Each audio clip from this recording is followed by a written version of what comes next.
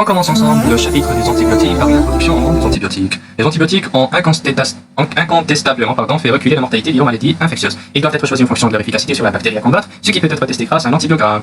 Lorsqu'ils sont utilisés de façon irrationnelle, ils peuvent être source d'échecs thérapeutiques et surtout le développement de résistance. C'est pour ça qu'on ne doit pas donner les antibiotiques de façon irrationnelle, au hasard, mais parce que cela va provoquer le développement de résistance. Définition des antibiotiques. C'est une substance chimique produite par des différents micro-organismes, champignons, bactéries, ou par synthèse chimique. Ils ont pour rôle la suppression de la croissance, soit l'inhibition de la croissance et la multiplication des bactéries étant qu'ils sont dits bactériostatiques, ou la destruction des micro-organismes pathogènes qui sont les bactéries étant qu'ils sont dits bactéricides, sans affecter l'hôte. Les modes d'action des antibiotiques. Donc chaque classe des antibiotiques a un mode d'action au niveau de la bactérie. On a des antibiotiques qui vont inhiber la synthèse des protéines bactériennes. Des antibiotiques qui vont inhiber la synthèse de la paroi bactérienne. Des antibiotiques qui vont inhiber la synthèse des acides nucléiques. Des antibiotiques qui vont inhiber la synthèse des métabolites. Et des antibiotiques qui vont inhiber la synthèse de la membrane, ou bien ils vont affecter la membrane bactérienne, la membrane plasmatique. Les déterminants de la réponse antibiotique. Les déterminants de la réponse antibiotique sont trois. Le patient, la bactérie et l'antibiotique. Ils vont déterminer si la réponse à l'antibiotique sera efficace ou nulle. Si on prend le patient par exemple, il existe des relations entre ces trois déterminants, entre le patient et la bactérie. Le patient, les facteurs du patient, l'âge, la fonction rénale, la fonction hépatique, grossesse, les fonctions génétiques, immunité, affection associée, résorption faible en cas de diabète, etc. La bactérie, elle, affecte le patient par le site infecté. Donc, le site infecté du patient par la bactérie va déterminer l'efficacité de l'antibiotique. Entre le patient et l'antibiotique, les facteurs sont la pharmacocinétique du patient et la toxicité de l'antibiotique. Entre l'antibiotique et la bactérie, les facteurs qui vont déterminer la réponse à l'antibiotique sont la résistance de la bactérie à l'antibiotique et la bactéricidie ou la pharmacodynamique de l'antibiotique sur la bactérie. Les principales causes d'échec d'un traitement aux antibiotiques. D'abord, on a les échecs pharmacologiques liés aux médicaments antibiotiques. Traitement de durée ou de dose insuffisante. Mauvaise pénétration dans l'organe cible, tels que la prostate, les méninges, l'os, végétation. Donc certains médicaments ou certains antibiotiques ne vont pas pénétrer dans tous les tissus. Et le facteur ou le paramètre qui nous permet d'évaluer la distribution du médicament dans les tissus, c'est le volume de distribution. Inactivation in situ, par le pus ou un hématome. Si on prend par exemple le pied diabétique, si on va appliquer un antibiotique sur l'ulcère qui se trouve sur le pied diabétique, l'antibiotique va être inactivé par le pus qui se trouve dans l'ulcère. Il est inactivé in situ, dans l'organisme. L'effet obstruction, foyer purulent creux.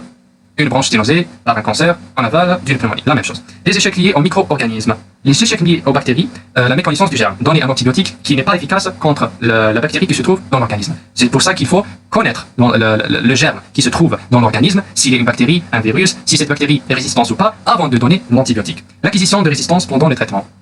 L'antagonisme entre antibiotiques, bactéricidie insuffisante, persistance bactérienne.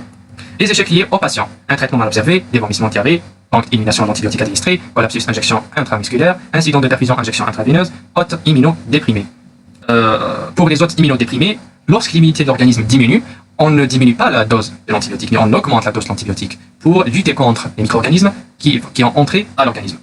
Les faux échecs, il va paraître qu'il y a un échec, mais cet échec est faux. En réalité, ce n'est pas un échec de l'antibiotique, mais ces faux échecs vont être le résultat des diagnostics erronés ou faux, des maladies sous-jacentes influencées par les antibiotiques, l'inactivation d'antibiotiques avant administration, fièvre par intolérance à l'antibiotique. La pharmacologie des antibiotiques. La pharmacocinétique et la pharmacodynamie. La pharmacocinétique, devenir antibiotique dans l'organisme, suite aux 4 étapes de la pharmacocinétique, absorption, distribution, métabolisme, excrétion. La pharmacodynamie, l'effet de l'antibiotique sur le micro-organisme, conséquence de sa liaison aux constituants de la bactérie. La pharmacodynamie des antibiotiques. La pharmacodynamie est l'effet biologique de l'antibiotique. Il empêche la bactérie responsable de l'infection de se multiplier ou il va la tuer par deux mécanismes, bactériostatique ou bactéricide. Bactériostatique veut dire arrêter la croissance bactérienne et la multiplication bactérienne, et bactéricide veut dire tuer les bactéries. La concentration minimale bactéricide et la concentration minimale inhibitrice ou bactériostatique. La concentration minimale bactéricide, c'est la plus faible concentration d'antibiotiques capable de tuer 99,99% d'une population bactérienne en 18 à 24 heures. La concentration minimale inhibitrice, c'est la plus faible concentration capable d'inhiber la croissance bactérienne en 18 à 24 heures. Si la concentration minimale bactéricide égale la concentration minimale inhibitrice, ça veut dire que l'antibiotique va être bactéricide à l'antibiotique. Va être bactéricide à la bactérie. Pardon. Lorsque les deux concentrations, la concentration minimale bactéricide est égale à la concentration minimale inhibitrice. Si ils sont égales, donc l'antibiotique va être bactéricide, il va tuer la bactérie. Parce qu'on a déjà arrivé à la concentration minimale bactéricide. Il ne veut pas inhiber sa multiplication alors qu'il peut la tuer. Les deux concentrations sont égales. Mais si la concentration minimale bactéricide est supérieure à la concentration minimale inhibitrice, cela veut dire que l'antibiotique va être bactériostatique seulement. Pourquoi? Parce qu'on va arriver à la concentration minimale inhibitrice avant qu'on arrive à la concentration minimale bactéricide. Et donc, l'antibiotique va inhiber la multiplication de la bactérie. Les propriétés requises pour un antibiotique, ou les propriétés idéales d'un antibiotique, pas de développement de résistance par la bactérie, activité antibactérienne sélective et efficace pour ne pas tuer les bactéries de la flore intestinale par exemple et provoquer une surinfection, bactéricide plutôt que bactériostatique. Donc plus l'antibiotique est bactéricide, plus il est efficace. L'efficacité non diminuée par les liquides physiologiques, comme les protéines, ou bien comme les protéines plasmatiques, les enzymes tissulaires. Un niveau maximal rapide est maintenu dans le plasma. Le niveau maximal rapide, c'est Tmax. Donc Tmax et Cmax, le facteur qu'on a vu dans normalement la distribution du médicament. Plus le temps nécessaire pour arriver à la concentration totale du médicament dans le plasma est petite, Cmax, plus Cmax est petit, et Tmax est grand, plus le médicament est efficace. Le niveau maximal rapide est maintenu dans le plasma, LCR, les humeurs ainsi que les tissus, avec une bonne distribution du médicament ou d'antibiotiques dans les tissus, avec un bon volume de distribution. Sélection de l'antibiotique. Comment on va sélectionner un antibiotique? Pour l'utiliser contre un germe dans l'organisme, il faut poser la question, est-il nécessaire d'abord de donner un antibiotique? Il faut d'abord savoir si ce micro-organisme qui a envahi l'organisme est une bactérie, un virus, parasite, champignon, ou bien si ce micro-organisme est une bactérie. Est-ce qu'elle est résistante ou pas? Est-ce que cette bactérie peut être tuée par les antibiotiques, etc. Si oui, si ce micro-organisme est une bactérie qui peut être tuée, ou bien une bactérie qui est sensible aux antibiotiques, il faut avoir les connaissances ou les idées suivantes. Sur les agents rencontrés dans le lieu ou la période de l'année où l'on se trouve, par exemple si le patient a voyagé vers un pays connu par la présence des parasites comme les amibes, on va directement penser aux amibes. La deuxième connaissance, c'est la bactériologie. Il faut connaître la bactériologie, les types des bactéries et leur classe. La troisième chose, la sensibilité aux antibiotiques. Il faut savoir si cette bactérie est sensible à tel antibiotique ou pas, pour ne pas développer des résistances. La troisième idée, c'est la nature de l'infection, la pénétration de l'antibiotique jusqu'à l'origine de l'infection. Si par exemple, la bactérie est dans le système nerveux central, on ne va pas donner un antibiotique qui ne peut pas traverser la barrière hémato-ménagère. La troisième idée, c'est les effets indésirables de l'antibiotique. It is important to know if the disease to be treated is usually microbial or not. S'il est microbien ou non, ce micro-organisme.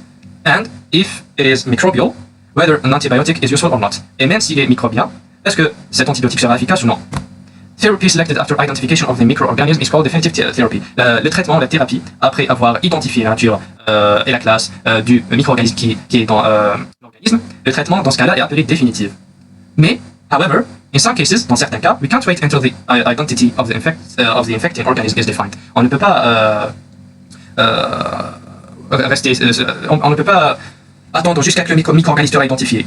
On ne peut pas attendre jusqu'à savoir la nature de ce micro-organisme, mais on va donner des antibiotiques au moment que le micro-organisme, ou la biopsie qu'on a fait, ou les analyses dans les laboratoires seront terminées. On va donner des antibiotiques à ce moment-là. In this case, we use empiric therapy. Le traitement ou la thérapie à ce moment-là est appelée empirique. Selection of antimicrobial agents. La sélection de l'antibiotique. La sélection de l'antibiotique nécessite 6 étapes. D'abord, the identity of the microorganism. L'identité du micro-organisme. Quelle bactérie s'agit-il? The organism susceptibility to a particular agent. La sensibilité de ce micro-organisme à telle substance, à tel antibiotique, est-ce qu'il est résistant ou pas? The site of the infection, le site d'infection. The patient factors, les facteurs du patient, comme on l'a déjà dit, les déterminants de la réponse à l'antibiotique. The safety of the agent, la sécurité de l'antibiotique avec ses effets indésirables. Et the cost of the therapy, si cette thérapie-là est coûteuse. D'abord, l'identification du micro-organisme. L'identification se fait soit par le gramme, l'expérience de gramme, gram stain, pour savoir si cette bactérie est gram positif ou gram négatif, coxal ou bacille, donc soit il s'agit de bacille ou de cocci, soit par la culture et la sensibilité, on va cultiver la bactérie qui est prélevée de l'organisme pour l'identifier et pour savoir sa sensibilité aux antibiotiques. Est-ce qu'elle est résistante ou pas? Cette étape se fait au laboratoire au moment de la thérapie empirique. Et même pour la détection du micro-organisme, on peut utiliser des méthodes nucléaires comme le PCR ou immunologiques. Les bactéries sont soit des grammes positifs, cocci ou bacille, soit des grammes négatifs, cocci ou bacille. Et pour chaque type de ces 4 types-là, soit les aérobies ou anaérobies. Mais en dehors de ces catégories-là, les bactéries grammes, il existe d'autres classes de bactéries. On a par exemple Chlamydia, Rickettsia, les bactéries mycoplasmes, mycobactéries, comme la plus connue, c'est la mycobactérie tuberculosis, responsable du tuberculose, et les spirochètes. Donc ces 5 classes-là ne sont pas des bactéries grammes. Pour les chlamydia, par exemple, on a Chlamydia trachomatis, Rickettsia, par exemple, on a Ureaplasma, les mycoplasmes, on a Mycoplasma pneumonia, Mycoplasma communis, etc. Les spirochètes, par exemple, on a les Treponema pallidum, Et pour les mycobactéries la plus connue, c'est la Mycobacterium tuberculosis responsable de la tuberculose. On a ici aussi la Mycobacterium avium intracellulaire. Vous voyez dans cette planche-là les places communes où on va voir donc les places ou les sites d'infection communs pour certaines bactéries. Par exemple, si on prend par exemple la peau et les tissus mous, ce site d'infection sera infecté le plus souvent par ces trois bactéries. Staphylococcus aureus, Staphylococcus pyogenes, Staphylococcus epidermis. Pour la bouche, les bactéries les plus communes qu'on va voir dans la bouche sont Peptococcus, Peptostreptococcus, Actinomyces. Et certaines de ces bactéries sont des bactéries physiologiques qui se trouvent normalement dans l'organisme et certaines d'autres sont pathologiques. La deuxième étape de la sélection des antibiotiques après l'identification de l'agent causal ou le micro-organisme, c'est la détermination de la sensibilité de cet micro-organisme à l'antibiotique. Determination of antimicrobial susceptibility of infective organism. Culture and susceptibility requires about 48 hours. La culture ou la cultivation et la connaissance de la sensibilité du micro-organisme nécessite en moyenne 48 heures. When you read that the bacteria is amoxicillin sensitive, it means that amoxicillin is effective in killing these bacteria. Si on dit par exemple cette bactérie est amoxicilline sensible, cela veut dire qu'elle n'est pas résistante à ce médicament, mais elle est sensible. Elle est sensible à ce médicament. De la même manière, amoxicilline intermediate ou intermédiaire veut dire intermediately effective, donc modérément effective sur cette bactérie. Amoxicillin resistant, ça veut dire que ce micro-organisme est résistant à ce médicament. Il existe des tableaux comme celui-là, qui sont des tableaux standards, qui vont montrer la sensibilité des micro-organismes connus à certains agents antimicrobiens ou à certains antibiotiques. Et ces tableaux sont standards. Si on prend par exemple l'ampicilline, qui est un antibiotique, et vous voyez ici des bactéries, Staphylococcus aureus, Staphylococcus aureus methicillin resistant, Staphylococcus epidermidis, et chacune de ces bactéries vont avoir une sensibilité à cet antibiotique. Par exemple, la streptococcus ici est très sensible à l'ampicilline. La troisième étape, c'est déterminer le site d'infection. An antibiotic that is effective in vitro may not be effective for the treatment of the infection in vivo. Un antibiotique qui est efficace in vitro peut ne pas être effectif in vivo. For example, amikacin and the cephalosporins are not effective for the treatment of prostatitis caused by Escherichia coli, although it is susceptible in vitro. Par exemple, si on prend l'amicacine et céphalosporine, ils sont efficaces contre pour le traitement de la prostatite, l'inflammation de la prostate, par l'Escherichia coli in vitro, mais in vivo ils ne le sont pas. Les patients, par exemple, patients with pneumonia, qui ont une pneumonie, have lower bronchial pH. Ils ont un pH bronchial bas, donc un pH acide, which decreases the effectiveness, ce qui va diminuer l'efficacité of aminoglycosides, des aminoglycosides qui sont des antibiotiques, against the gram-negative bacteria. La troisième étape, c'est patient factors, les facteurs du patient. On les passe rapidement. D'abord, immune system ou l'immunité. Plus l'immunité diminue, plus on va augmenter la dose de l'antibiotique. Several factors decrease immunity. Higher than usual doses of bacterial agents or longer courses of treatment are required to eliminate infective organisms in these individuals. En cas d'immunodéficience, en cas de diminution de l'efficacité du système immunitaire, on doit augmenter la dose de l'antibiotique. Le deuxième facteur, renal dysfunction, dysfonction rénale. Il va provoquer l'accumulation du médicament dans l'organisme et donc qui va être toxique. Le troisième facteur, c'est hepatic dysfunction, ou les dysfonctions hépatiques. For example, donc, plus on a de dysfonction hépatique comme hépatite, donc litiase biliaire, on va avoir une élimination des médicaments, donc plus basse, il y aura une accumulation des médicaments qui vont être encore toxiques pour l'organisme. Parce qu'on a déjà vu dans le cours de la pharmacocinétique que les voies d'excrétion médicamenteuses sont rénales et hépatiques. Le quatrième facteur, c'est les maladies concomitantes. L'existence d'une autre maladie, en plus de l'infection. Le cinquième facteur, c'est la grossesse. Il faut savoir que tous les antibiotiques passent à travers le placenta ou traversent le placenta. Le sixième facteur, c'est poor perfusion, une perfusion pauvre des organes. Donc l'antibiotique ou le médicament ne va pas arriver au niveau de ces organes mal irrigués. Par exemple, si on prend par exemple le pied diabétique, les sujets diabétiques qui ont le pied diabétique, les parties inférieures de leur corps sont mal irriguées. Ce qui va rendre l'arrivée du médicament ou de l'antibiotique au niveau des parties inférieures du corps, au niveau du pied diabétique, ulcéreux, son arrivée sera difficile à cause de la mal-irrigation. Le septième facteur, c'est l'âge. On a déjà vu que les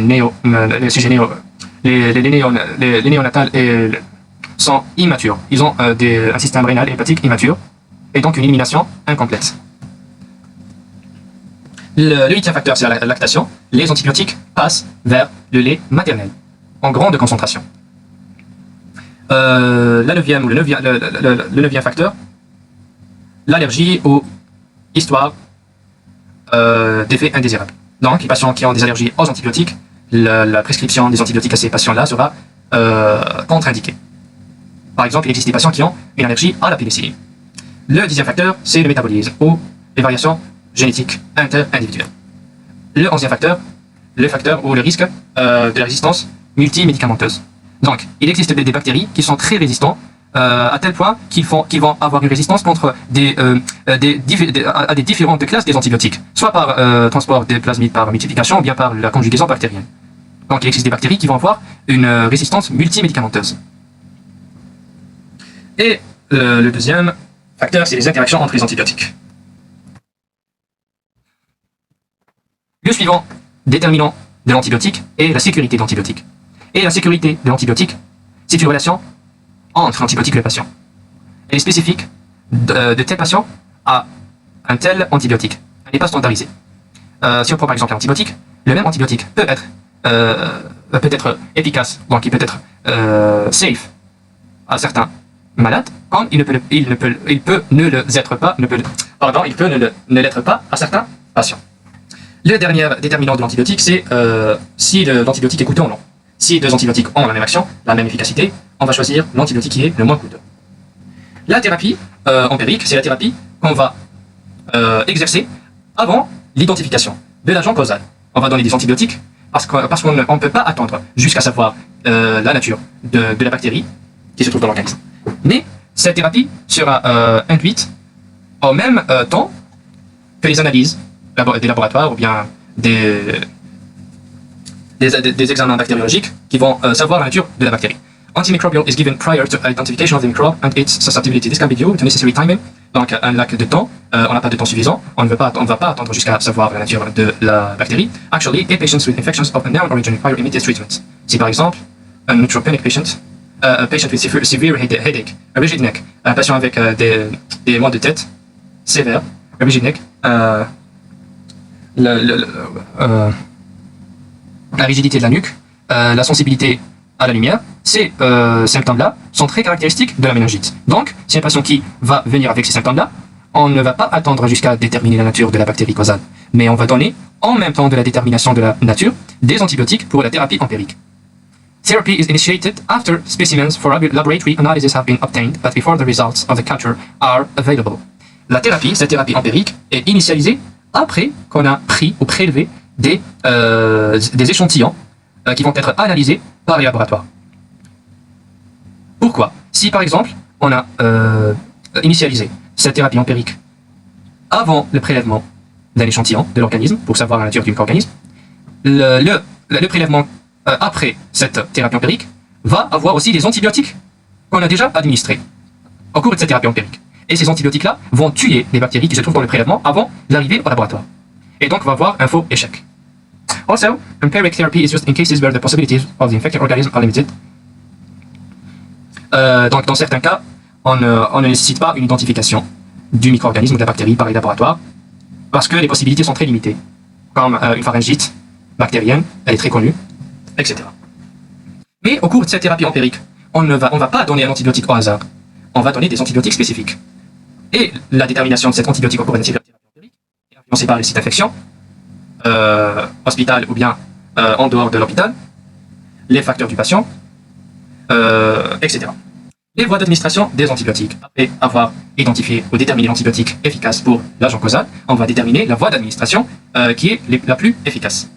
Pour les voies d'administration des antibiotiques, on a la voie intraveineuse. Elle est indiquée dans les prolapsus vasculaires, nécessité d'avoir une concentration élevée parce que la voie intraveineuse a une biodisponibilité très importante de 100%.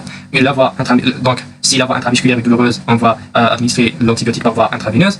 Si injection intraveineuse rapide, élimination rapide, mise en place de perfusion continue. Donc on va donc la perfusion, donc l'injection intraveineuse, son élimination, l'élimination du médicament sera rapide. Pour cela, il faut mettre en place une perfusion continue. Et le risque d'interaction en cas d'association. Pour la voie intramusculaire, elle est douloureuse, si peu de tissu adipeux.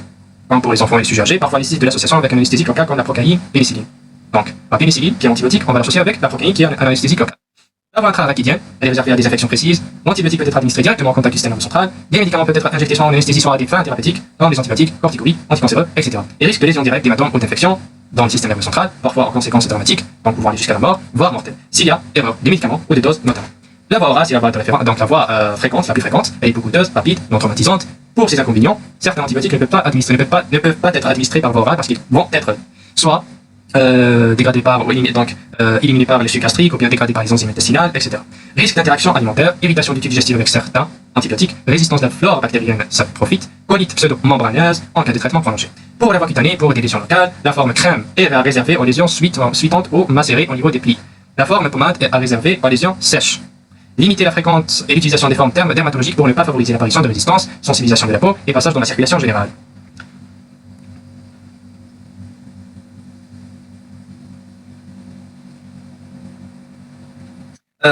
Dans certains cas, malgré que l'antibiotique ne sera pas absorbé par l'intestin, on va l'administrer par voie orale pour exercer son action au niveau de l'intestin. L'association des antibiotiques est indiquée en cas d'infection à plusieurs germes, pour diminuer la toxicité, pour diminuer l'émergence de souches résistantes, pour le traitement des infections sévères et pour obtenir une synergie.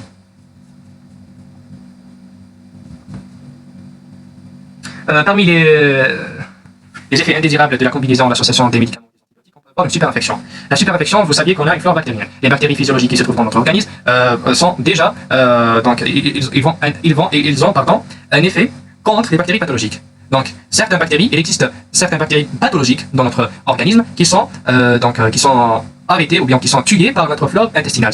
Et la combinaison d'antibiotiques ou l'association de plusieurs antibiotiques peut diminuer la quantité, la concentration des bactéries physiologiques et donc les autres bactéries pathologiques vont développer une résistance et ils vont produire une super infection. L'antibiothérapie prophylactique. La prophylaxie, c'est donner un antibiotique avant même d'avoir une infection. Donc, il n'y a pas IA. L'antibiothérapie prophylactique est recommandée pour protéger les sujets non malades contre une invasion. Donc, par exemple, des sujets qui vont visiter des pays où il y a des infections fréquentes, on va donner une antibiothérapie prophylactique. La prévention d'une dissémination microbienne et la prévention d'une surinfection, maladie aiguë chronique. Les effets indésirables des antibiotiques en général. Les effets indésirables sont l'allergie, l'anémie aplasique, ulcération digestive, un risque tératogène, des risques ou des effets indésirables hépatiques, rénales, auditifs, neurologiques. Comme ça, on a terminé le cours de l'introduction aux antibiotiques. J'espère que vous avez compris et on passe maintenant vers les classes des antibiotiques. On commence ensemble la deuxième partie du cours des antibiotiques. Vous voyez dans cette planche une récapitulation ou un petit résumé sur toutes les classes des antibiotiques qu'on va voir ensemble dans ce cours-là. Vous voyez, on a 5 catégories, 5 classes des antibiotiques. Les antibiotiques qui vont inhiber la synthèse de la paroi bactérienne, dont on trouve les glycopeptides comme la vancomycine et les bêta-lactames, dont on cite les pénicillines et les céphalosporines. Les antibiotiques qui vont inhiber l'action ou bien la synthèse de la membrane plasmique, les polymyxines, les protéines qui vont inhiber la synthèse protéique bactérienne, les chloramphénicols, les macrolides, les tétracyclines, les aminoglucosides, les antibiotiques qui sont des antimétabolites qui vont inhiber la synthèse des métabolites nécessaires au fonctionnement de la bactérie, comme les sulfamides, et les antituberculeux à la fin du cours. On commence par les bêta-lactames qui vont inhiber la synthèse de la paroi bactérienne. Les bêta-lactames, dont on cite les pénicillines et les céphalosporines, ont une analogie structurale. Les pénicillines et les céphalosporines ont les deux en commun un noyau bêta-lactame. Vous voyez ici le noyau bêta-lactame. Tous les pénicillines ont aussi un noyau bêta-lactame et un noyau thiazolidine. Tous les pénicillines ont ces deux noyaux, bêta-lactame et thiazolidine, mais ils se diffèrent par leur chaîne latérale ou bien par leur radical. Vous voyez ici le noyau bêta-lactame qui se trouve dans les céphalosporines et dans les pénicillines. Les pénicillines se diffèrent par leur radical ou par leur chaîne latérale. Et selon la nature du radical ici, donc le radical ou la nature du radical va déterminer la sensibilité de l'antibiotique aux enzymes ou bien à l'acidité gastrique et même les effets d'antibiotiques sur les bactéries. Vous voyez dans cette photo-là la différence entre les bactéries gram positifs et les bactéries gram négatives. Les bactéries gram positives, au niveau de la paroi bactérienne, donc ici, vous avez la membrane plasmique qui est située en bas, puis on a la paroi bactérienne. La paroi bactérienne chez les gram positifs est constituée seulement de peptidoglycanes, d'une couche de peptidoglycanes qui est très épaisse, mais au niveau de la paroi bactérienne des bactéries gram négatives, cette paroi est constituée de deux couches. Une couche très mince de peptidoglycanes avec une couche appelée la membrane externe. Donc une membrane externe avec une couche de peptidoglycanes qui vont les deux former la paroi bactérienne des bactéries gram négatives. Le passage des antibiotiques vers l'espace périplasmique des bactéries gram positives est très facile. Donc, vous voyez ici, l'espace qui se trouve entre la couche du peptidoglycane et la membrane plasmique est appelé l'espace périplasmique. Ici. Vous voyez ici l'espace périplasmique entre la couche des peptidoglycanes et la membrane plasmique. Le passage des antibiotiques vers cet espace-là, périplasmique, est facile dans les bactéries gram positives, parce qu'on n'a pas une autre membrane externe ici. Et le passage est peu difficile vers le même espace pour les bactéries gram négatives, et le passage peut être sélectif à travers la membrane externe par le biais des porines. Vous voyez dans cette photo, donc une bactérie, la paroi d'une bactérie gram-négative. On a ici la membrane plasmique, l'espace périplasmique, la couche des peptidoglycanes et la membrane externe. Et ces deux-là vont former la paroi bactérienne. Et dans la membrane externe, vous voyez les porines qui vont diminuer la perméabilité des antibiotiques à travers la membrane externe. L'activité antibactérienne des pénicillines. L'activité antibactérienne des pénicillines et même des céphalosporines est la même. Ces deux-là sont bactéricides, ils vont tuer la bactérie. Les bêta-lactames, soit les pénicillines et les céphalosporines, vont tuer la bactérie. Donc, les pénicillines sont bactéricides chez les bactéries qui synthétisent les peptidoglycanes. Les bactéries qui synthétisent les peptidoglycanes. Donc, les bactéries qui n'ont pas des peptidoglycanes ne vont pas être affectées par les bêta-lactames. D'abord, il y aura une liaison de la molécule de l'antibiotique, ou bien du pénicilline, dans ce cas-là, au PBP. C'est quoi le PBP? Donc, c'est le Penicillin Binding Protein, la protéine qui va être liée à la pénicilline. Et empêche le cross-linking des chaînes peptidiques. Qu'est-ce que ça veut dire ça? Vous voyez ici, d'abord la synthèse, au cours de la synthèse de la paroi bactérienne, on va avoir d'abord la synthèse des peptidoglycanes, des chaînes des peptidoglycanes, qui sont formées par la succession des polyglucosaccharides ou des aminopolysaccharides, le NAG, NAM, etc., qui sont des aminopolysaccharides. Puis, dans la deuxième étape de la synthèse, on aura une transpeptidation. Ce phénomène-là de la transpeptidation, avant la transpeptidation, il y aura attachement des peptides, des tétrapeptides sur les NAM, ici. Vous voyez ici, on a des tétrapeptides et des pentapeptides qui vont s'attacher en NAM, de cette manière-là. Et puis, on va avoir une transpeptidation, par le biais de cette enzyme appelée PBP. L'enzyme PBP va réaliser des liaisons entre ces chaînes peptidiques, entre les deux chaînes polysaccharidiques. Donc, elle va faire des liaisons entre ces chaînes peptidiques-là. Les peptides ou le tétrapeptide de la chaîne N et le peptide ou le tétrapeptide de la chaîne susjacente. Ce qui va renforcer la liaison entre ces chaînes polysaccharidiques. Mais la pénicilline a une analogie structurale. Elle est très similaire, sa structure est très similaire au tétrapeptide qui se trouve au niveau de la chaîne glycopeptidique. Et donc, cette pénicilline-là, ou bien cette bêta-lactame, même les céphalosporines, va occuper le site actif de ces PBP. Et donc, ils vont inhiber l'action de la PBP. Et donc, on ne va pas avoir le phénomène de transpeptidation. Et la paroi va être fragile. Et la bactérie elle va mourir lors de la prochaine division. On continue. Donc, ce phénomène-là, de transpeptidation, est appelé aussi le cross-linking. Donc, d'abord, l'activité antibactérienne des bêta-lactames, liaison d'un molécule de pénicilline ou de céphalosporine au PBP, empêche le cross-linking des chaînes peptidiques ou tétrapeptidiques entre les chaînes glycopeptidiques. Puis, on va avoir une inhibition de la synthèse de la paroi bactérienne. Et donc, avec une activation des enzymes autolytiques de la paroi bactérienne. Parce qu'au cours de la synthèse de la paroi bactérienne est sous le contrôle de deux enzymes. Comme pour nous, au cours du remodélage osseux, on a les ostéoclastes et les ostéoblastes. Pour la paroi bactérienne, on a des enzymes autolytiques et des enzymes qui vont synthétiser la paroi bactérienne. Donc, on va activer ces enzymes autolytiques. Donc, on va avoir une activité autolytique supérieure à l'activité synthétique de la paroi bactérienne, conduisant à la lisse bactérienne au cours de sa prochaine division. Et aussi, on a un schéma récapitulatif. Vous voyez ici les deux chaînes glycopeptidiques. On a ici les tétrapeptides qui sont fixés aux aminopolysaccharides NAM. Vous voyez ici la PBP qui va faire une transpeptidation entre les deux chaînes tétrapeptidiques. Mais cette action est inhibée en cas d'interfération du pénicilline ou des céphalosporines avec la PBP. Et la paroi est fragilisée et la bactérie va mourir au cours de sa prochaine division. La résistance bactérienne qu'elle peut y avoir dans ce cas. Les bêta-lactamases, donc la bactérie peut avoir une résistance. Elle peut développer une résistance contre ces bêta-lactames. Elle va synthétiser des enzymes qui vont dégrader ces bêta-lactames, ces pénicillines et ces céphalosporines. Ces enzymes-là sont appelées les bêta-lactamases, sous contrôle génétique par l'intermédiaire de plasmides transmissibles. La deuxième façon de la résistance bactérienne dans ce cas est l'absence de la perméabilité des couches superficielles. Par exemple, la bactérie va augmenter la sélectivité de la membrane externe en diminuant le nombre des porines. L'absence de paroi, donc les bactéries, on a dit que les céphalosporines et les pénicillines ou les bêta-lactames ne sont pas efficaces contre les bactéries qui n'ont pas de peptidoglycanes. L'absence de PBP ou inaccès au PBP, inactivation des enzymes lytiques, ou bien une bactérie intracellulaire comme la bactérie Legionella. Vous voyez ici, dans ce schéma-là, vous voyez donc, on a des bactéries, Staphylococcus aureus. Ces bactéries-là ont développé une résistance contre les bêta-lactames en synthétisant un enzyme ou une enzyme appelée bêta-lactamase qui va dégrader les bêta-lactames en clivant le noyau bêta-lactame. La pharmacocinétique, l'absorption par voie intraveineuse rapide complète, par voie intramusculaire bonne absorption, par voie orale différence d'absorption d'une pénicilline à une autre, due à la stabilité en milieu acide gastrique déterminée par le radical. L'administration à distance des repas, la distribution des pénicillines, la concentration plasmatique de la pénicilline égale la concentration tissulaire, avec une concentration inférieure dans le système nerveux central. Un bon passage de la pénicilline en cas de méningite par trois mécanismes. Donc, parce que normalement, en dehors du méningite, la perméabilité des méninges aux pénicillines ou bien aux antibiotiques, aux pénicillines particulièrement, n'est pas élevée. Donc, la barrière hématoménagée est sélective.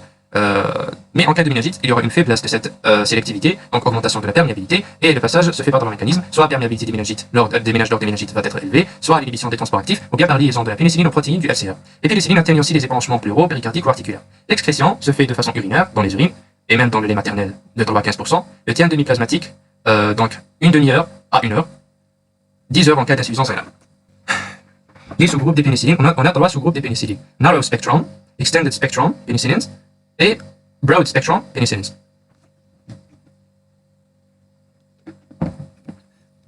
Dans le narrow spectrum, ou bien un spectre d'action très limité, on a les pénicillines naturelles, la pénicilline G et la pénicilline V, et même les pénicillines dites antistaphylococcales, comme le méticilline, etc. Dans le spectre d'action intermédiaire, on a l'ampicilline et l'amoxicilline, et dans le spectre d'action large, on a les pénicillines dites antipseudomonales. On commence par les pénicillines naturelles, qui ont un spectre d'action très limité. Les pénicillines naturelles sont des pénicillines sensibles à la pénicillinase bêta-lactamase. Donc, on a dit que la bactérie a développé une résistance contre les bêta-lactames en synthétisant une enzyme dite la bêta-lactamase ou également pénicillase. Les antibiotiques ou les pénicillines qui sont sensibles à cette enzyme, qui vont être dégradés par cette enzyme, sont les pénicillines naturelles.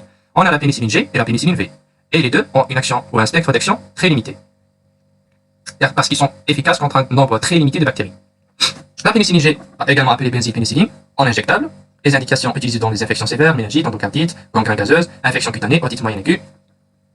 Les précautions d'utilisation, par exemple les antécédents d'allergie à la pénicilline, insuffisance rénale ou cardiaque, réaction de type Alzheimer, suite à la guérison spontanée. On va voir qu'est-ce que ça veut dire la réaction de type Alzheimer.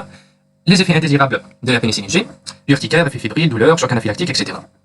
Qu'est-ce que la réaction de type Alzheimer? C'est une réaction qui survient suite à une libération importante de toxines de la bactérie tuée par l'antibiotique. Elle est due à la guérison spontanée, la mort de plusieurs bactéries en même temps et à la libération de grandes quantités de toxines qui vont provoquer une réaction immuno-allergique.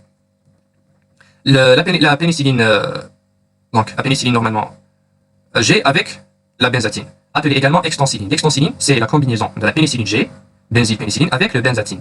Les caractéristiques, mélange de benzylpénicilline ou pénicilline G et de benzatine, pour avoir une pénicilline à libération lente, une seule injection intramusculaire. La dose diffuse ensuite lentement dans l'organisme pendant 3 à 4 semaines. Par exemple, si un sujet a une pharyngite, les bactéries qui vont provoquer la pharyngite, qui sont les streptocoques, ces streptocoques-là ont des antigènes qui sont similaires à d'autres antigènes au niveau du corps. Et donc il y a un risque de développement d'une réaction immunologique contre des composants du corps qui ont des antigènes similaires à cette bactérie. Donc on va injecter en intramusculaire cette combinaison de la pénicilline G avec le benzatine pour être diffusée lentement ou libérée lentement pendant 3 à 4 semaines pour empêcher cette réaction immunologique, comme prophylaxie. Les indications, le syphilis agit sur le Treponema pallidum, les pharyngites streptococciques et prophylaxie de rechute de la RAA ou bien le rhumatisme normalement. La benzylpénicilline avec la procaïne, donc la combinaison de la procaïne avec la benzylpénicilline. La procaïne, normalement, c'est un anesthésique local, ou bien général, donc les caractéristiques et précautions d'emploi, effet prolongé, on va avoir un effet prolongé comme pour l'extensilline de 4 à 5 jours, ne pas utiliser la voie intraveineuse ni chez l'enfant de moins de 5 ans. Les indications de cette combinaison, pénicilline G avec procaïne, endocardite streptococcique, syphilis, gonorrhée. Les effets indésirables neurologiques dus à la procaïne, parce que la procaïne est un anesthésiste normalement général, un anesthésique général. Les effets indésirables neurologiques, vertiges, troubles auditifs, convulsions, etc. La deuxième pénicilline naturelle, c'est la pénicilline V, appelée également phénoxyméthylpénicilline. Les caractéristiques, résorption à 60%, administrée 30 à 60 minutes avant les repas. Les indications en cas d'infection bénigne des voies respiratoires hautes. Donc, les pénicillines naturelles, on a 2 pénicillines, la pénicilline G, avec ses 2 combinaisons, avec la procaïne et avec la benzatine, et on a la pénicilline V. Ces 2 pénicillines sont dites naturelles. Le deuxième groupe des pénicillines qui sont aussi des pénicillines à action limitée, mais ils ne sont pas des pénicillines naturelles, ils ne sont pas sensibles à la bêta-lactamase comme les pénicillines naturelles, sont les pénicillines dites antistaphylococcales. On trouve dans cette groupe-là des pénicillines M, la métacilline, oxacilline, cloxacilline, etc. Aucune action contre le staphylocoque aureus résistant à la méticilline. Donc, les bactéries Staphylococcus aureus, donc on va voir le scénario ensemble. La cloxicilline intraveineuse est malheureusement très irritante pour les veines. Elle va causer une phlébite, aussi d'injection de plus à demi-vie courte obligée à l'administrer toutes les 4 heures. Et ces pénicillines-là sont inactives contre les grammes négatifs, et pour les grammes positifs, ils ont un spectre d'action très limité. Vous voyez ici, on a administré d'abord les après que les bactéries ont développé une résistance. Donc on a ici les bactéries appelées Staphylococcus aureus. Ces bactéries-là ont développé une résistance contre les bactéries naturelles. Ils ont synthétisé une enzyme appelée bêta-lactamase ou pénicillase qui va cliver le noyau bêta-lactame des antibiotiques naturels. Mais pour lutter contre ces bactéries résistantes, on a synthétisé un autre groupe d'antibiotiques qui ne sont pas sensibles à la bêta-lactamase. Ces antibiotiques-là sont appelés pénicilline M ou pénicilline anti-staphylococcale. Ils sont destinés aux bactéries qui ont développé une résistance et qui ont synthétisé l'enzyme bêta-lactamase. Comme la méthicilline. La méthicilline, qui n'est pas sensible à la pénicillase. Vous voyez ici la pénicillase, l'enzyme bêta-lactamase. Les antibiotiques-là, dites pénicilline M, ne vont pas être dégradés par cette enzyme et donc ils vont avoir une action sur la paroi bactérienne et ils vont tuer la bactérie. Mais la même bactérie, Staphylococcus aureus, a développé une autre résistance contre ce nouveau groupe de pénicilline. Elle a développé une résistance contre les pénicillines M ou les pénicillines anti-staphylococcales. Et ces bactéries qui ont développé cette résistance sont appelées Methicillin Resistant Staphylococcus aureus ou MRSA, appelé également SARM en français, les Staphylococcus aureus résistants à la méthicilline. Donc on va continuer. L'amyopénicilline ou les amyopénicillines, on a terminé avec les pénicillines à spectre d'action limité qui sont les pénicillines naturelles sensibles à la pénicillase, pénicilline G et pénicilline V, et les pénicillines anti-staphylococcales comme la méthicilline, non sensibles à la bêta-lactamase. On passe maintenant vers les pénicillines qui ont un spectre d'action intermédiaire ou médiocre. Ils sont appelés également l'amyopénicilline, caractéristiques qui sont actives sur les entérocoques, l'influenza, les Escherichia coli proteus. Ils sont actifs sur gram positifs et certains grammes négatifs. Donc le spectre d'action a augmenté un peu. Et dans ce groupe-là, des amyopénicillines, on trouve deux pénicillines, l'amoxicilline et l'ampicilline, en intraveineuse, intramusculaire et orale. Les indications, otite moyenne, sinusite, etc. Et les pénicillines qui ont un spectre d'action large, les pénicillines les plus fortes, sont appelées les pénicillines antipseudomonales. Antipseudomonales parce que ces pénicillines-là, on pourrait tuer la bactérie appelée Pseudomonas aeruginosa. Cette bactérie, elle est très forte et très résistante, mais ce type de pénicilline a permis de tuer cette bactérie. Puis on a les combinaisons d'un inhibiteur des bêta-lactamases avec les pénicillines. Donc on peut combiner avec les pénicillines un inhibiteur des bêta-lactamases. Par exemple, les pénicillines naturelles qui sont sensibles aux bêta-lactamases, on peut donner avec ces pénicillines naturelles des bêta-lactamases, des inhibiteurs de cette bêta-lactamase. Les caractéristiques, on peut donner l'amoxicilline, qui est un amyopénicilline avec l'acide clavulanique, sous le nom d'augmentin, ou bien le ticarcilline avec l'acide clavulanique, appelé également claventin, et l'association ne doit être utilisée que si les bactéries résistent à l'amoxicilline ou à la ticarcilline. Les indications, infection urinaire, otite, sinusite, etc. Et les effets indésirables, hépatite aiguë, allergie, neutropénie, etc. Vous voyez ici la combinaison du pénicilline avec un inhibiteur des bêta-lactames. On a ici la bêta-lactame en bleu, le pénicilline en rose, et vous voyez ici l'inhibiteur de la bêta-lactamase, qui est par exemple l'acide clavulanique, ou bien... donc vous voyez ici, on a 4 inhibiteurs des bêta-lactamases possibles. L'acide clavulanique, le sulbactam et le tazobactam. Ces 3 inhibiteurs des bêta-lactames peuvent être combinés avec un pénicilline. Donc l'acide clavulanique avec l'amoxicilline, appelé augmentin, l'acide clavulanique avec ticarcilline, timentin, ou bien claventin également, le sulbactam avec l'ampicilline, l'unazine, et tazobactam avec piperacilline, l'eusocine. Et ils ne sont pas à prendre. Vous voyez dans ces courbes-là la différence entre la pénicilline seule sensible à la bêta-lactame et la pénicilline avec un inhibiteur des bêta-lactames.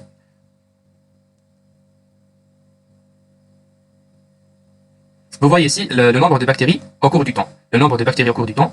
Le nombre de bactéries en absence d'antibiotiques en noir. Le nombre de bactéries en présence de l'acide clavulanique seul. Le nombre de bactéries en présence de la pénicilline seule ou l'amoxicilline. Et le nombre de bactéries en absence de l'amoxicilline en combinaison avec l'acide clavulanique. Vous voyez une diminution très importante en un temps très court des nombres des bactéries. Parce que cette combinaison est très efficace. On passe maintenant vers les céphalosporines, qui sont aussi des bêta-lactames, et qui ont un mécanisme d'action et de résistance bactérienne comme pour les pénicillines.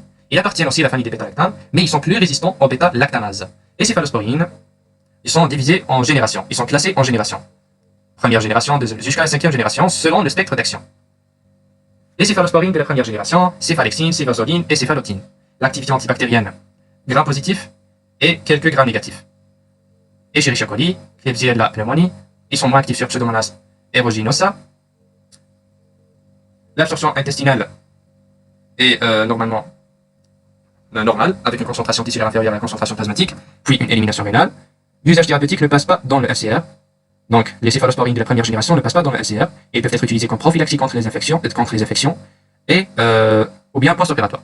Les céphalosporines de la deuxième génération, céphoxytine, céphachlore, céphamandol et céphonicide, ils sont moins actifs sur les bactéries gram positives et actifs sur les bactéries gram négatives, comme l'entérobactérie, qui va provoquer des diverticulites au niveau du côlon, et les bactéroïdes fragilis anaérobies, qui vont donner une péritonite, utilisée pour le traitement des diverticulites et péritonites, et comme pour les céphalosporines de la première génération, ils ne peuvent pas passer à travers la barrière hématoménagée, ils ne passent pas dans le LCR.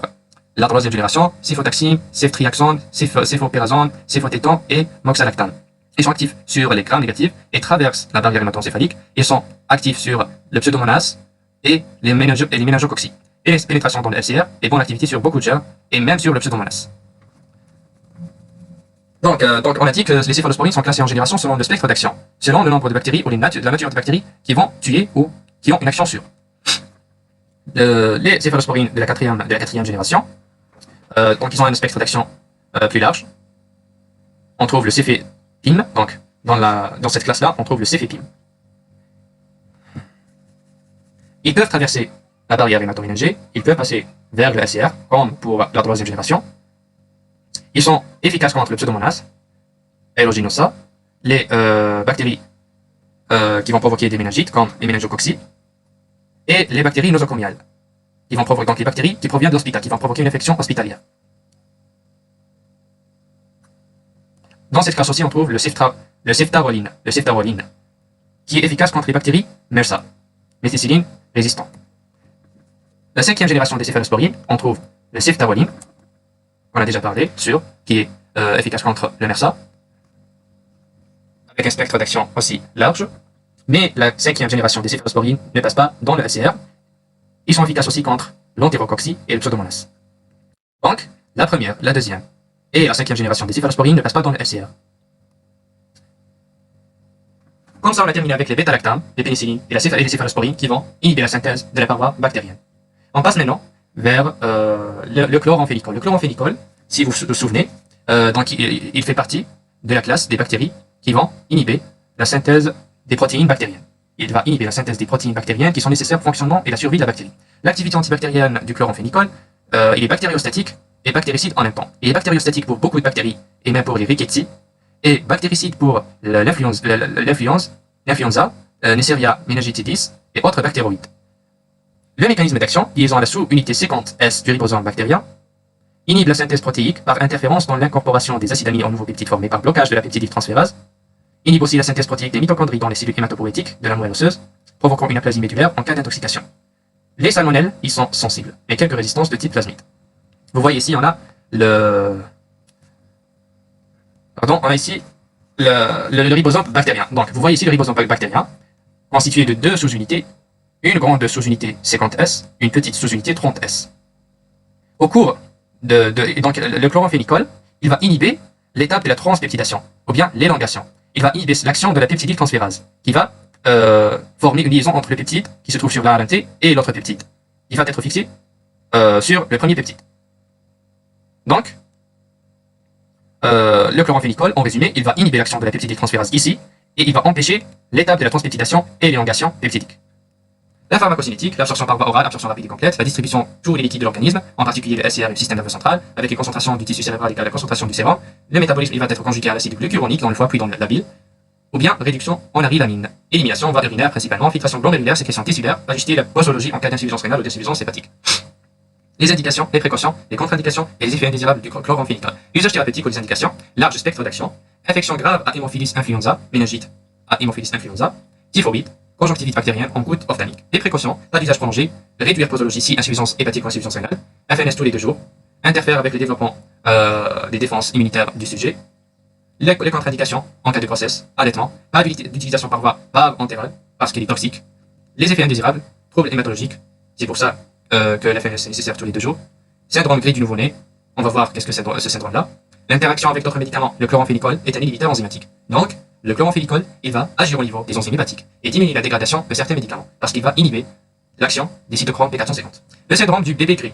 ou le syndrome gris du nouveau-né. Il est rare, mais grave. C'est un effet secondaire de l'administration intraveineuse antibiotique chloramphénicol en bébé. Surtout si prématuré, comprend hypothermie, cyanose, flaccidité, collapsus circulatoire. La cause en est une concentration sanguine élevée par incapacité du foie à métaboliser le chloramphénicol. On a terminé avec le chloramphénicol, on passe maintenant vers les tétracyclines. Les tétracyclines sont aussi des inhibiteurs de la synthèse des protéines bactériennes. L'activité antibactérienne, un large spectre aussi d'action.